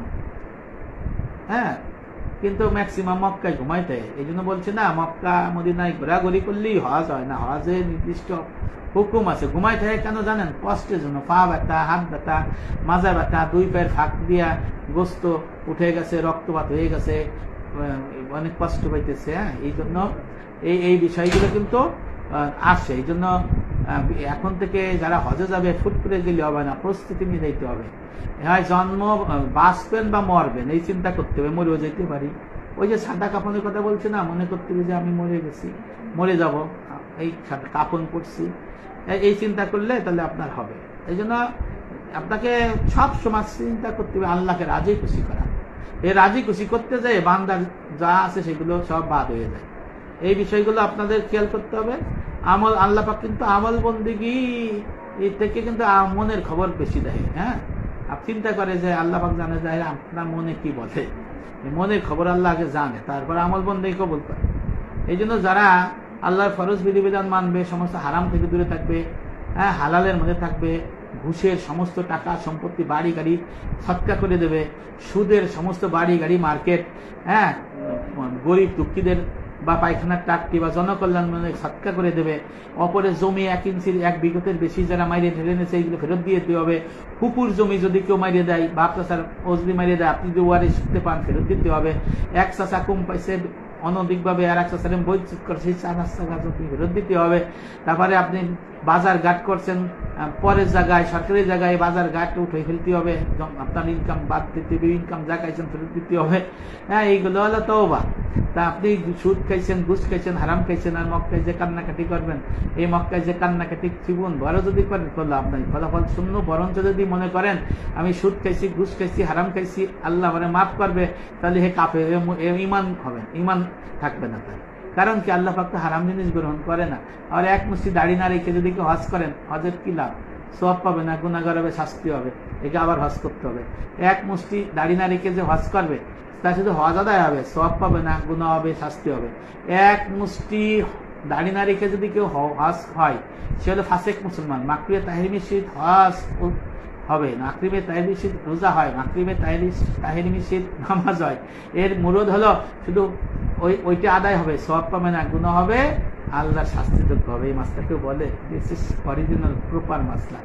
ভালো করে বুঝে নিতে হবে। হ্যাঁ, এইগুলো আপনার শিখতে হবে, জানতে হবে, এবং হজের জন্য আপনার এইগুলো শিক্ষা করে আমল করে আপনার হজের দিতে করতে হবে। আসবে সেই মাহেন্দ্র, আপনার আসবে। আপনি নিয়ত করেন, হালালের মধ্যে আসেন, হারাম থেকে দূরে যান, আসবে সেই কাবায় যাওয়ার মাহেন্দ্রক্ষণ। চোখের পানি ছেড়ে দিয়ে বলেন, হে আমার রব, আপনি আমায় হজ করার তৌফিক দেন, হালাল ইনকাম দিয়ে, হারাম থেকে দূরে রাখার, চুগলখোর, মিথ্যা কথা, তারপরে পরে সম্পত্তি দখল, পরে টাকা মারা, ঋণ নিয়ে না দিয়া, ব্যবসা করার কথা বলে মারিয়ে দেয়া, হারাম আসবাব দিয়া, ঘুষের টাকা দিয়া বাড়ি করা। ভাই, ঘুষের টাকা দিয়ে যদি কেউ ফ্ল্যাট করে, তার নামাজ হবে না ফ্ল্যাটে। ঘুষের টাকায় যদি কেউ বাড়ি করে, ওই বাড়ি হবে না তার নামাজে। ঘুষের টাকা, সুদের টাকায় দিয়ে যদি কেউ মসজিদ করে, সে দুজকে যাবে। এই মাসলা কয়জন বলেন তো? ঘুষের টাকা দিয়ে যদি কেউ হজে যায়, হজে দিয়ে যদি বলে যে আমার হজ কবুল হবে, সে ইমান হারা হবে। কি হারা হবে? ইমান হারা হবে। আল্লাহ পাক হারাম গ্রহণ করে না, আল্লাহ পাক পবিত্র গ্রহণ করে, হালাল গ্রহণ করে। ভালো করে বুঝে নিতে হবে। ইমান যাবে কার? ইমান যাবে আল্লাহ যেটা বলতেছে আমি এইটা দেবো না, আপনি কাছেন আল্লাহ দেন, উল্টা হয়ে গেল না? আল্লাহ বলতেছে তোমার আমি বঞ্চিত করবো, তুমি এই যে তুমি এর মধ্যে তোমার এই দোষ আছে, তুই সংশোধন করে আসো, ক্ষমা করবো। আপনি সংশোধন না করে আল্লাহরে জোর করে কবুল করে দিয়েছেন, তাহলে আল্লাহ কি রাগ হয়ে তাহলে বাতিল নাম কেটে দিবে না? নাম কেটে দিবে। এবং আসবে সেই আপনার জন্য মাহেন্দ্রক্ষণ। কোন মাহেন্দ্রক্ষণ? কাবায় যাওয়ার মাহেন্দ্রক্ষণ। যখন দুনিয়ার কোনাকুনি থেকে কাবার দিকে ধাবিত হবে, আপনি যাবেন সেখানে। আপনি হবেন আল্লাহর মুমিন বান্দা, আল্লাহর মুমিন বান্দা। এই হাজিদের মুখে গুঞ্জরিত হবে তাওহীদের শিরক মুক্ত সেই বাণী, সেই ঘোষণা, লাব্বাইক আল্লাহুম্মা লাব্বাইক, লাব্বাইক লা শারীকা লাকা লাব্বাইক, ইন্নাল হামদা ওয়ান নি'মাতা লাকা ওয়াল মুলক লা শারীকা লাক। দুনিয়ার সব ভেদাভেদ খুলে সবাই দাঁড়াবে আরাফার ময়দানে। আরে দুনিয়ার সব কিছু ভুলে এই দুনিয়ার মানুষ যারা যাবে, আল্লাহ যাদের নাম লিস্টে রাখছে, তারা দাঁড়ায় যাবে আরাফার ময়দানে। সমানভাবে ঘোষণা হবে সেখানে, আল্লাহর দাসত্বের স্বীকৃতি হবে, রবের একান্তের সাক্ষ্য, একাত্মবাদের সাক্ষ্য হবে সেখানে। চোখ ঝরাবে তার কান্না পানি, চোখে থাকবে অনুশোচনার অশ্রু, অন্তর হবে নত খালিস তওবার তপ্ত আবেদনে, ওহে আমার রব, আমার সমস্ত গুনাহ মাফ করে দেন। ওহে আমার রব, আপনার হক আমি আদায় করতে পারি নাই, কাজা কাফারা আদায় করতে পারি নাই, আপনি ক্ষমা করে দেন। মালিক, আমি মানুষের হক নষ্ট করছি, মানুষের টাকা পয়সা নষ্ট করছি, জমি যদি নষ্ট করছি, আল্লাহ আপনি আমার পক্ষ থেকে আদায় করে আমারে ক্ষমা করে দেন, অথবা আমারে আদায় করে দেওয়ার সুযোগ করে দেন। এইভাবে কান্নাকাটি করে আল্লাহর কাছে মাফ চাইতে হবে। আমার আল্লাহ অবশ্যই আপনার চোখের পানিতে আল্লাহ পাক যদি কি না পারেন, আল্লাহ মাফ করতে পারেন। আল্লাহর প্রেমে উদ্দেল আপনি হবেন, জান্নাতের আশায় আশা করবেন, আল্লাহ পাক জান্নাতের আশায় আশ্বস্ত করতে পারেন। তারপরে জাহান্নামের ভয়ে আপনি বিবর্ষ হবেন, কান্নাকাটি করবেন। জাহান্নাম হবে, জাহান্নামের ঘর হবে আগুনের, জাহান্নামের ঘরের দেওয়াল হবে আগুনের, জাহান্নামের ঘরের জমিন হবে আগুনের, জাহান্নামের সবকিছু হবে, ঘরের সবকিছু হবে আগুনের। আল্লাহ পাক জাহান্নামের মধ্যে একটা দিবে, খাট দিবে, খাট হবে আগুনের। এই খাটে একটা তোষক দেবে, তোষক হবে আগুনের। তোষকের উপরে কভার থাকবে, চাদর থাকবে, চাদর হবে আগুনের। আল্লাহ পাক এই চাদরের উপরে, তোষকের উপরে, খাটের উপরে একটা বালিশ দেবে, বালিশ হবে আগুনের। আপনাকে আল্লাহ পাক একটা কম্বল দেবে, কম্বল হবে আগুনের। এই জাহান্নামের ঘরের দরজা হবে আগুনের, জানলা হবে আগুনের, দরজার তালা চাবি হবে আগুনের। জাহান্নামের মধ্যে প্রবেশ করাইয়া জাহান্নামের আগুনের তালা চাবি দিয়ে আটকে রাখা হবে। আর সেখানে খাবার হবে সব আগুনের, চাক্কুম ফুল আর পানীয় হবে মানুষের শরীরের রক্তপুষ, গলা, এইগুলা এই জাহান্নাম হবে। এত এই জাহান্নাম চিন্তা করে আপনাকে কাঁদতে হবে, কবরে যায় নতুন প্রজাতি এসে দেখা হবে। এই প্রজাতিকে আপনি দেখেন না, এই প্রজাতিকে আপনি চিনেন না। এই দুনিয়ার পিতা মাতা থাকবে না, ভাই বোন থাকবে না, আমি থাকবো না, আপনি থাকবে না, নেতা থাকবে না, প্রেসিডেন্ট থাকবে না, উপদেষ্টা থাকবে না, প্রধান উপদেষ্টা থাকবে না, কেউ থাকবে না, কেউ থাকবে না, কেউ থাকবে না। নতুন সম্প্রদায়ের সাথে দেখা হবে, নতুন প্রজাতির সাথে দেখা হবে। তারা আপনার সাথে ভালো আচরণ করবে না, খারাপ আচরণ করবে আপনি জানেন না। আপনি ভয়ে তটস্থ থাকবেন। ওখানে আপনি সেবা, ওখানে আপনার নিজের কোনো স্বাধীন মত থাকবে না। অপরের মতে চলতে হবে। যেমন লাশ গোসল করায় যেমন লাশ, এই লাশের মতো আপনার থাকতে হবে। নিজের সক্রিয়তা বলতে কিছুই থাকবে না। কবর থেকে আপনাকে ময়দানে হাসরে যেতে হবে। সেখানে আপনার অনেক কষ্ট সহ্য করে সেখানে আপনার, তারপরে যদি আপনার অনেক সিরিয়ালের পরে আপনার আমলনামা আপনার ভারী হবে না পূর্ণ না কেউ আপনি জানেন না। পুলসিরাতের ময়দানে যখন যাবেন, পুলসিরাত উঠতে 30 বছরের সময় মতো অপেক্ষা করতে হবে, ধৈর্য ধরতে হবে। যে আমি বলছিলাম ধৈর্য, পুলসিরাত পার হইতে গেলে 30 বছর অপেক্ষা করা লাগবে। যারা রোজা কবুল করবে, ইবাদত বন্দেগী কবুল করবে, তাদের এই কষ্ট হবে না। আর যারা এইসব কবুল করাইতে পারবে না, তারা 30 বছর কষ্টে থাকবে। আসরের ময়দানে দুনিয়ার 50,000 বছরের সমান একটা দিন হবে, 50,000 সমান একটা দিন হবে। এরকম 30 বছর অপেক্ষা করতে হবে। 30,000 বছরের রাস্তা পুলসিরাত, নিচের দিক 10,000, সোজা 10,000, উপর দিক 10,000 বছরের রাস্তা পার হইতে হবে। তার নিচে 60টা জাহান্নাম। আবার পুলসিরাতের মধ্যে 60টা সাঁকো হবে, 60টা পুল হবে। এই পুলের মধ্যে বিভিন্ন পরীক্ষা দিয়ে আপনাকে কিন্তু যেতে হবে।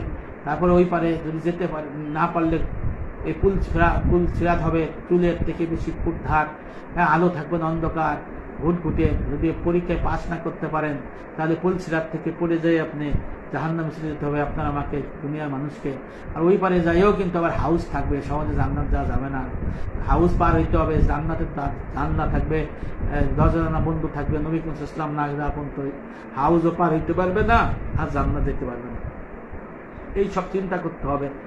আর হজ তো এক মহাসম্মেলন, চিন্তা করতে হবে। গুনাহ মাফের জায়গা চিন্তা করতে হবে। দুনিয়া আখিরাতের মুক্তির বাণী উচ্চারিত হয় হজ, সেই কথা আপনাকে চিন্তা করতে হবে। আবার চিন্তা করতে হয় আমার রব, আমি আসতে পারি কিনা আমি জানি না, আবার যাইতে পারবো কিনা জানি না। হজে যখন প্লেনে উঠবেন, আপনার নামাজ রক্ত হয়ে যাবে। এই নামাজ কিভাবে আপনি পড়বেন? ফরজ নামাজ তো আপনার কিবলা মুখে পড়তে হবে, রুকু সিজদা আদায় করতে হবে। দাঁড়িয়ে যদি সম্ভব হয় করবেন, কষ্ট হইলে বসে করবেন। ওখানে মনে করি চেয়ারে বসে নামাজ পড়ে। আবার এখন পাশে জায়গা দিচ্ছে নামাজ পড়ার, পর্যায়ক্রমে যায় নামাজ পড়বেন। যেহেতু আপনি মুসাফির হয়ে যাচ্ছেন, অনেক সময় মুকিম যদি না হইতে দেরিতে গেলে আবার ওখানে যাই আবার মুসাফির হবে, মুকিম হবেন যদি 15 দিন হয়। আপনি মুসাফির হালতে আপনি 2 রেকাত পড়ে নিলেন, ওখানে আপনি দাঁড়াই পড়তে পারবেন। যখন আপনার কেবলা ওই দেখবেন কোন দেশে যাচ্ছেন, সেই দেশ অনুযায়ী আপনার সামনে যে টেবিল, এটা কোলকের মতো থাকে, ওখানে দেখবেন যে দিক উত্তর দক্ষিণ পশ্চিম আছে, কাবা কোন দিক আছে, এইভাবে জিজ্ঞেস করে আপনি কাবার দিক মুখ করে নামাজ পড়েন। না যদি না পারেন তাহলে একদিক পড়বেন, যে মনে মনে চিন্তা করেন এইদিকে কাবা, এইভাবে আপনি নামাজ পড়ে ফেলবেন। নামাজ না তরক করা যাবে না। হ্যাঁ, এই জন্য আপনি সফর করার সময় অবশ্যই যদি প্লেনে আপনার উক্ত হয়ে যায়, যদি উক্ত শেষ হয়ে যায়, আপনি নামিয়ে পড়তে পারবেন না, ওখানে আবার অনেক ভিড়, এয়ারপোর্টেও সময় পাবেন না, সেহেতু আপনি সেই নামাজ পড়ে দেবেন। তাহলে হজে আপনার নামাজের জন্য একটা সমস্যা হয়ে যাবে। আর একটা কথা ভাই, যে হজে ধনী নাই, দরিদ্র নাই, শিক্ষিত নাই, নেতা নাই, নেত্রী নাই, কর্মী নাই, সব এক। রাজা পূজা সব এক। হ্যাঁ, জাতপাতের কোনো ভেদাভেদ নাই, শরীফ সর্দার কাজী জুলা কোনো ভেদাভেদ নাই, সব এক। সৈয়দ সব এক। হ্যাঁ, ভাষার কোনো দূরত্ব নাই, আফ্রিকাও এক, বাংলাদেশিও এক, ভারতীয় এক, এরাবিয়ান এক। শুধু আল্লাহর সন্তুষ্টির জন্য তারা আল্লাহর পথের মুসাফির, তারা হাজি, তারা হাজি। আল্লাহ হজের ত্যাগ ও কষ্ট তাদের কবুল করুন, কিন্তু জীবন ভর আমরা তা হৃদয়ে লালন করি, আমরাও যেন ধারণ করতে পারি। সাদা কাপড়ে মোড়ানো হাজারো হৃদয়, সবাই এক উদ্দেশ্যে, এক স্বপ্নে বিভোর থাকে। মিনার তাঁবুতে ছোট্ট জায়গার মধ্যে ঠাসাঠাসি করে সীমিত সুবিধা, তবুও কারো মুখে নেই কোনো অভিযোগ। এই তো হজ। কারো বিছানা মাটিতে, কারো মাথার নিচে অন্যের ব্যাগ, কারো পায়ের মধ্যে মাথা দিয়ে, কারো হাতের মধ্যে মাথা দিয়ে শুয়ে থাকে, বসে থাকে, বসতে পারে না। ছোট্ট 1.5 ফুটের জায়গা, তবুও তখন হাজিদের মনে তৃপ্তির হাসি। অপরিচিত হলে একে অপরের কাছে পানির বোতল পৌঁছে দেয়, ইয়া হাজ্জি বলে, তখন তার মধ্যে সুন্দর একটা ভাব পরিলক্ষিত হয়। পানির কথা বলে, তখন পানি দেয়, পানি খাওয়ায়, একে অপরকে পানি দেয়। একটা অন্যরকম ভ্রাতৃত্ববোধ, হিংসা থাকে না, অহংকার থাকে না, এগুলো প্রকৃত ভ্রাতৃত্ববোধ হয়। রাতভর আপনি কান্নাকাটি করবেন, রাতভর দোয়া করবেন, চোখের পানিতে বুক ভাসাবেন, তসবিহ তাহলিল করবেন, কাজা নামাজ থাকলে কাজা নামাজ পড়বেন, কাজা থাকলে নফল নামাজ পড়বেন না। আশেপাশে চোখের পানিতে জিকিরে দোয়া কান্নাতে দেখবেন আপনার হৃদয় মন আকাশ ভারী হয়ে গেছে। পাশের লোকটা চিৎকার করে হাউ মাউ করে আল্লাহর কাছে কাঁদছে, ওই আমার রব আমায় ক্ষমা করেন, আমায় মাফ করেন। এই চোখের পানি হৃদয়ের আকুতি বেদনা আপনার হৃদয়টাকে ভারী করে দিবে। আপনিও তার সুরেও কাঁদতে থাকবেন, আপনিও বলবেন, হে আমার রব, আমাকে আপনি ক্ষমা করুন, আমার পিতা মাতাকে ক্ষমা করুন, শ্বশুর শাশুড়ি ক্ষমা করুন, ভাই বোনকে ক্ষমা করুন, পিতৃকুল মাতৃকুল শ্বশুরকুল শাশুড়িকুল দোস্ত বন্ধু সবাইকে আপনি মাফ করে দেন। এইভাবে আপনার মধ্যে একরাশ ভারী কষ্ট নিয়ে, আশা নিয়ে, দুরাশা নিয়ে, ভালো মন্দ মিলে এরকম অনুভূতি হবে। আপনিও এইভাবে কঠিন কান্না জড়িত কণ্ঠে দোয়া করতে থাকবেন। আপনার কাছে কখনো গরম মনে হবে, কখনো ঠান্ডা মনে হবে, কখনো ক্লান্তি মনে হবে, কখনো ক্ষুধার্ত মনে হবে, পরিশ্রান্ত মনে হবে, কিন্তু আপনার কাছে দুনিয়া থাকবে না, থাকবে এক আল্লাহকে পাওয়ার জন্য। আল্লাহ আপনি আমায় ক্ষমা করেন, এইটাই থাকবে। আপনার হৃদয়ের মধ্যে কষ্ট থাকবে, মনের মধ্যে কষ্ট থাকবে, এই কষ্ট আপনার লিখানো থাকবে হজের সময়ে। এই কষ্ট লুকানোর মধ্যে থাকবে অপূর্ব আপনার শান্তি। এই ত্যাগেই রয়েছে গুনাহ মাফের আশ্বাস। প্রতিটি নিঃশ্বাসে সে লাব্বাইক আল্লাহুম্মা লাব্বাইক, লাব্বাইক লা শারীকা লাক লাব্বাইক, ইন্নাল হামদা ওয়ান নি'মাতা লাকা ওয়াল মুলক লা শারীকা লাক, এইটাই আপনার কাছে থাকবে এবং এইটাই আপনি বলবেন। আরো তাকবীরে তাশরিক আছে, সেটাও আপনি পড়বেন। এইভাবে যদি আপনি পড়েন, আপনি যদি কারোর সাথে হিংসা না করেন, অহংকার না করেন, ধৈর্য ধরেন, আল্লাহর বিধিবিধান পালন করেন, বাংলাদেশ থেকে সমস্ত হারাম লাত্তি দিয়ে ফেলাই গেলেন, হারাম ফ্ল্যাট দান করে দিলেন, হারাম গাড়ি দান করে দিলেন, ঘুষের সমস্ত টাকা সাদকা করে দিলেন, সুদের টাকা কল্যাণমূলক কাজে ছেড়ে দিলেন, তারপর দাদা দাদি ওয়ারিসের 2 নম্বর জমি ফেরত দিয়ে দিলেন মানুষের কাছে, তাহলে যদি আপনি এইভাবে যান, অবশ্যই আল্লাহ পাক আপনার হজ কবুল করবেন। নাহলে আপনার কি হবে বলে? ইনশাল্লাহ আমি তো আশা করি যে এইভাবে আপনার হজ কবুল করবেন। সবসময় দোয়া করতে থাকতে হবে যে হে আমার রব, আমাদের হজ কবুল করেন। যারা হাজি আসছে তাদের জন্য তাদের হজ কবুল করেন, এইভাবে আপনার দোয়া করতে হবে। এই জন্য বলেছি ভাই যে হজের সফর অনেক কষ্ট, খালি ঘোরাঘুরি করলে হজ হবে না, ঘোরাঘুরি করলে হজ হয় না। এই জন্য হজের রয়েছে নির্দিষ্ট নিয়ম কানুন। এই জন্য এই জরুরি পরামর্শ কথা আমি বললাম। আপনারা যারা শুনছেন তারা মনে রাখার চেষ্টা করবেন, যারা অন্যরা জানে না তাদেরকে জানাবেন। ওই যে আবার শুরুতেই কথা একটা বলি যে 5 স্টার হোটেলে যেয়ে থেকে কোনো লাভ নাই, কারণ আরাফা, মুজদালিফা, মিনা, এখানে আপনার ফকিরি বেশ ধারণ করতে হবে, তখন আপনাদের কষ্ট হবে। আগে ভাগে কষ্ট করাই ভালো, কষ্টকে জয় করা ভালো। এই জন্য ভালো খাবার নয়, ভালো ঘুমানো নয়, ভালো বিছনা না, এই সবের চিন্তা করে আপনি পয়সা নষ্ট করে বেশি বেশি টাকা দিয়ে যাওয়ার দরকার নাই, কারণ ওখানে গেলে আপনার কিন্তু কষ্ট হবে। আমি বলেছি আপনাকে, আবার এখনো বললাম। হ্যাঁ, আর একটা হলো যে ধৈর্য ধারণ করতে হবে, আর একটা হলো মুখে তালা দিতে হবে যে আল্লাহ আপনি আমার হজ কবুল করেন, আমার দোয়া কবুল করেন। হজ নিয়ত করে তারপরে বলতে হবে আল্লাহ আমার মুখটা বন্ধ করে রাখেন, যাতে আমি খারাপ কথা না বলি। আবার বলতে আল্লাহ যেন আমার ধৈর্য দেন, যেন মানুষের কথা আমি ধৈর্য ধরে শুনতে পারি। আল্লাহ যেন আমি তাওয়াক্কুল করতে পারি যে আমি যদি খাবার যদি খারাপ হয় আমি কিছু বলবো না, আমি ঘুমানোর জায়গা যদি খারাপ হয় আমি কিছু বলবো না, কারণ বাংলাদেশে তো আবার আইসি পড়তেছি। আমি যদি বাথরুম খারাপ হয় কিচ্ছু বলবো না, আমি কিছুই বলবো না। ওখানে আল্লাহ পাকের শহর, আল্লাহ পাকের প্রিয় শহরে আল্লাহ যেভাবে রাখছে সেভাবে খুশি। নবীর শহর, নবী যেভাবে দোয়া করছে, আপনি যা রিজিকে আল্লাহ লাগছে যা আপনি পাবেন সেইটাই খুশি। এইভাবে যদি আপনি নিজেকে জীবন গড়ে যদি হজে যাইতে পারেন তাহলে আপনি কষ্ট করে যাইতে পারেন। ভাইয়ের একটা করতে বলি, আরাফার ময়দান থেকে মক্কার থেকে যখন মিনা যাবেন আপনাকে কিন্তু সকাল থেকে প্রস্তুতি নিতে হবে। কখন যে মিনা যাবেন কেউ বলতে পারে না। এটা সৌদি গভর্নমেন্টের বিষয়, আপনি রাস্তায় পিছু থাকতে হবে। এহেরাম করে খাইয়ে দা খেয়ে আমার এমন হয়েছে যে 15 সালে 10-12 ঘন্টা বসে থাকা লাগছে। 17 সালে 2.5 দিন মানে 24 ঘন্টা, 24 মানে আগের দিন সকাল থেকে পরের দিন বিকাল 24-30 ঘন্টা রাস্তায় বসে থাকা লাগছে। এরকম আবার পরের বার আবার সন্ধ্যার মধ্যে চলে যাবে, রাতের বেলা চলে যেতে লাগছে। কিন্তু কখন যে আপনাকে নেবে এটা বাংলাদেশের মোয়াল্লেমের কোনো ক্ষমতা নাই।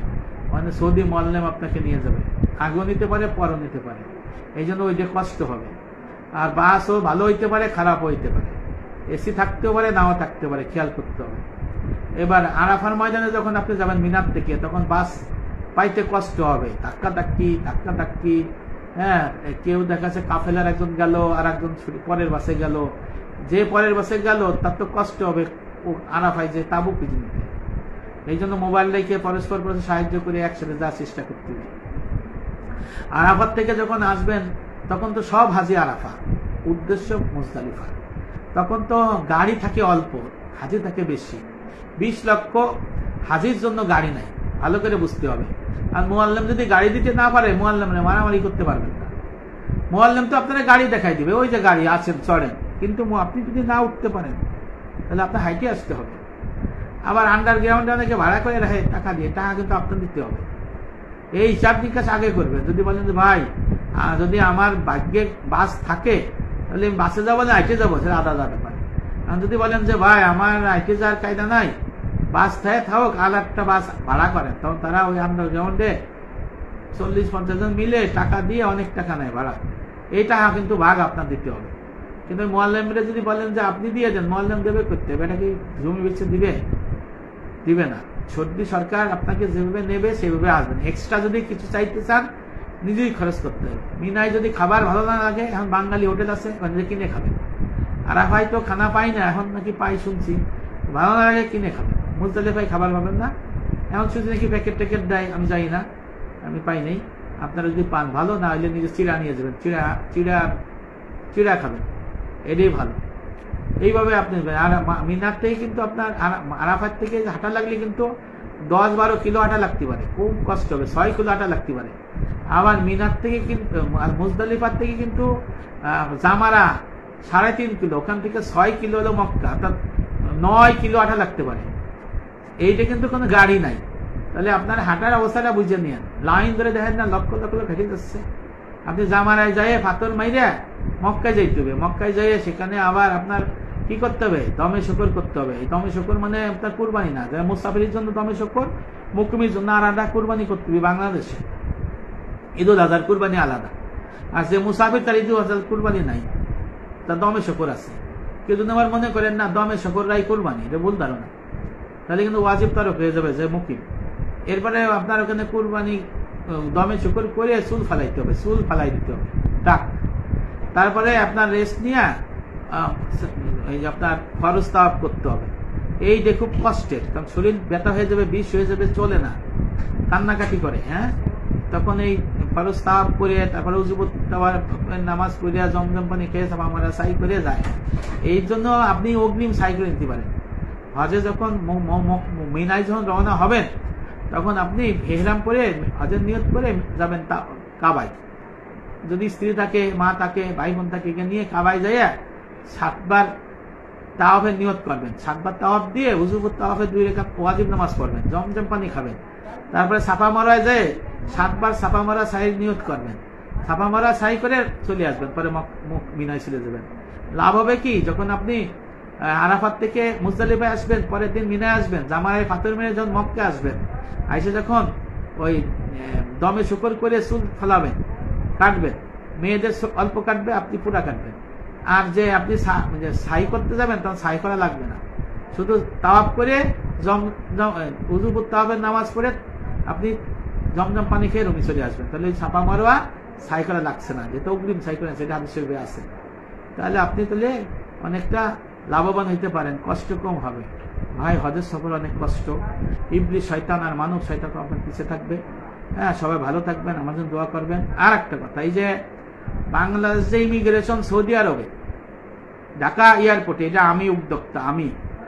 আমি 15 সালে 3 দিন শুয়ে রয়েছি সিদ্ধায় আসার সময়, আবার যাওয়ার সময় 12 ঘন্টা ধরে ইমিগ্রেশন হয়েছে।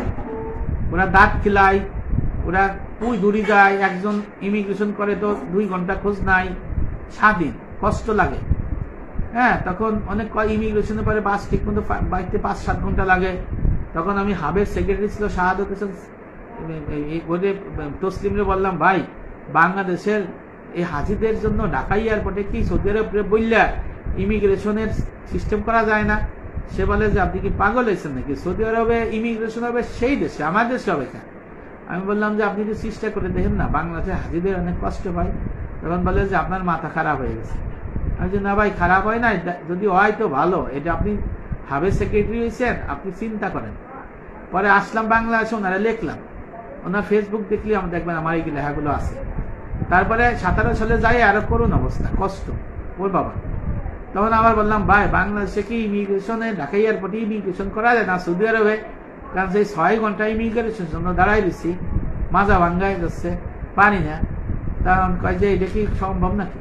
আমি বললাম, আপনার সাথে ধর্মমন্ত্রীর ভালো সম্পর্ক, সৌদি আরবের মিনিস্টার আছে, তাদেরকে প্রস্তাব দেন না যে আপনাদের একটা কয়েকজন লোক দিয়ে ঢাকা শহরের এই বিমানবন্দরে ইমিগ্রেশন করা যায় কিনা। তখন সে ধর্মমন্ত্রীর সাথে আলাপ করে, সৌদি আরবের ধর্ম উপমন্ত্রী না প্রতিমন্ত্রী আলাপ করে। তারপরে দেখেন বাংলাদেশের হাজিরা এখন এই ঢাকা এয়ারপোর্টে ইমিগ্রেশন করে। এই ইমিগ্রেশন করার মূল বুদ্ধি, মূল থিঙ্কার আমি মোহাম্মদ হায়দার আলী হিটলু। আর এটা করছে শাহাদত হোসেন তসলিম। সত্য সত্য বলতে হবে, আমি সব পাবো, এক বিন্দু মিথ্যা বলি নাই। আরো বলছিলাম যে অন্যান্য দেশের বাস কত সুন্দর, বাঙালি গিয়ে বাস মজা, এসি পায় না। আপনি বললে টলে একটু সৌদি গভর্নমেন্টে আমরা টাকা দেই, আমাকে বাসগুলো সুন্দর করা যায় না, বমি আসে, বমি করে দিচ্ছেন। তখন বলে চেষ্টা করবে, এখন কিন্তু বাস সুন্দর দেয়। তা বললাম, ভাই তাবু, ফকিন্দি তাবু, আমার দেখেন আমি আমরা তাবু নিজেরা শুধু জায়গা দেখাই দিচ্ছিল, আমরা নিজেদের চাদর দিয়া মাথায় দিয়া আমরা নিজেরা তাবু বানিয়ে নিয়েছিলাম। ওকে তাবু ছিল পাতলা কাপড়ের মতো, গরমে রোদ্রে যান বাসে না, ওরে তাপমাত্রা মরে যাওয়ার কায়দা হয়ে গেছিলাম। এইভাবে তখন বলছিলাম যে অন্যদের তাবুদের দেখে কত ভালো লাগে, আমাদের তাবু নাই, বাঙালিরা কষ্টে থাকে, আমাদের কিরম আচরণ করে, দেখেন না কিছু করা যায় কিনা। এখন দেখেন আমাকে তাবুর মধ্যে এসি আছে সব জায়গা, আরাফাই এসি, তারপরে নাকি বুফে খাবার দেয়, কত কিছু করে। এইগুলো কিন্তু মানুষের মাথার থেকে আসে না, সহযোগী লাগে। এই জন্য আমি মনে আত্মতৃপ্তি পাই, খুশি লাগে যে আমার কথাই, আমার বুদ্ধি, আমার চিন্তা চেতনায় হাবের তৎকালীন প্রেসিডেন্ট সেক্রেটারি এটা মাথায় রেখে বাংলাদেশ সরকারের মাধ্যমে সৌদি আরবের এম্বাসি, সৌদি আরবের মন্ত্রী, সৌদি আরবের সাথে প্রস্তাব দিয়ে ঢাকা শহরে ইমিগ্রেশনের ব্যবস্থা করছে। এটা আমি এর মূল বুদ্ধি এবং আমার মাথার থেকে এটা আসছে। আল্লাহ পাক সবাইকে ভালো রাখুক, সবাই ভালো থাকেন। আসসালামু আলাইকুম ওয়া রাহমাতুল্লাহি ওয়া বারাকাতুহু।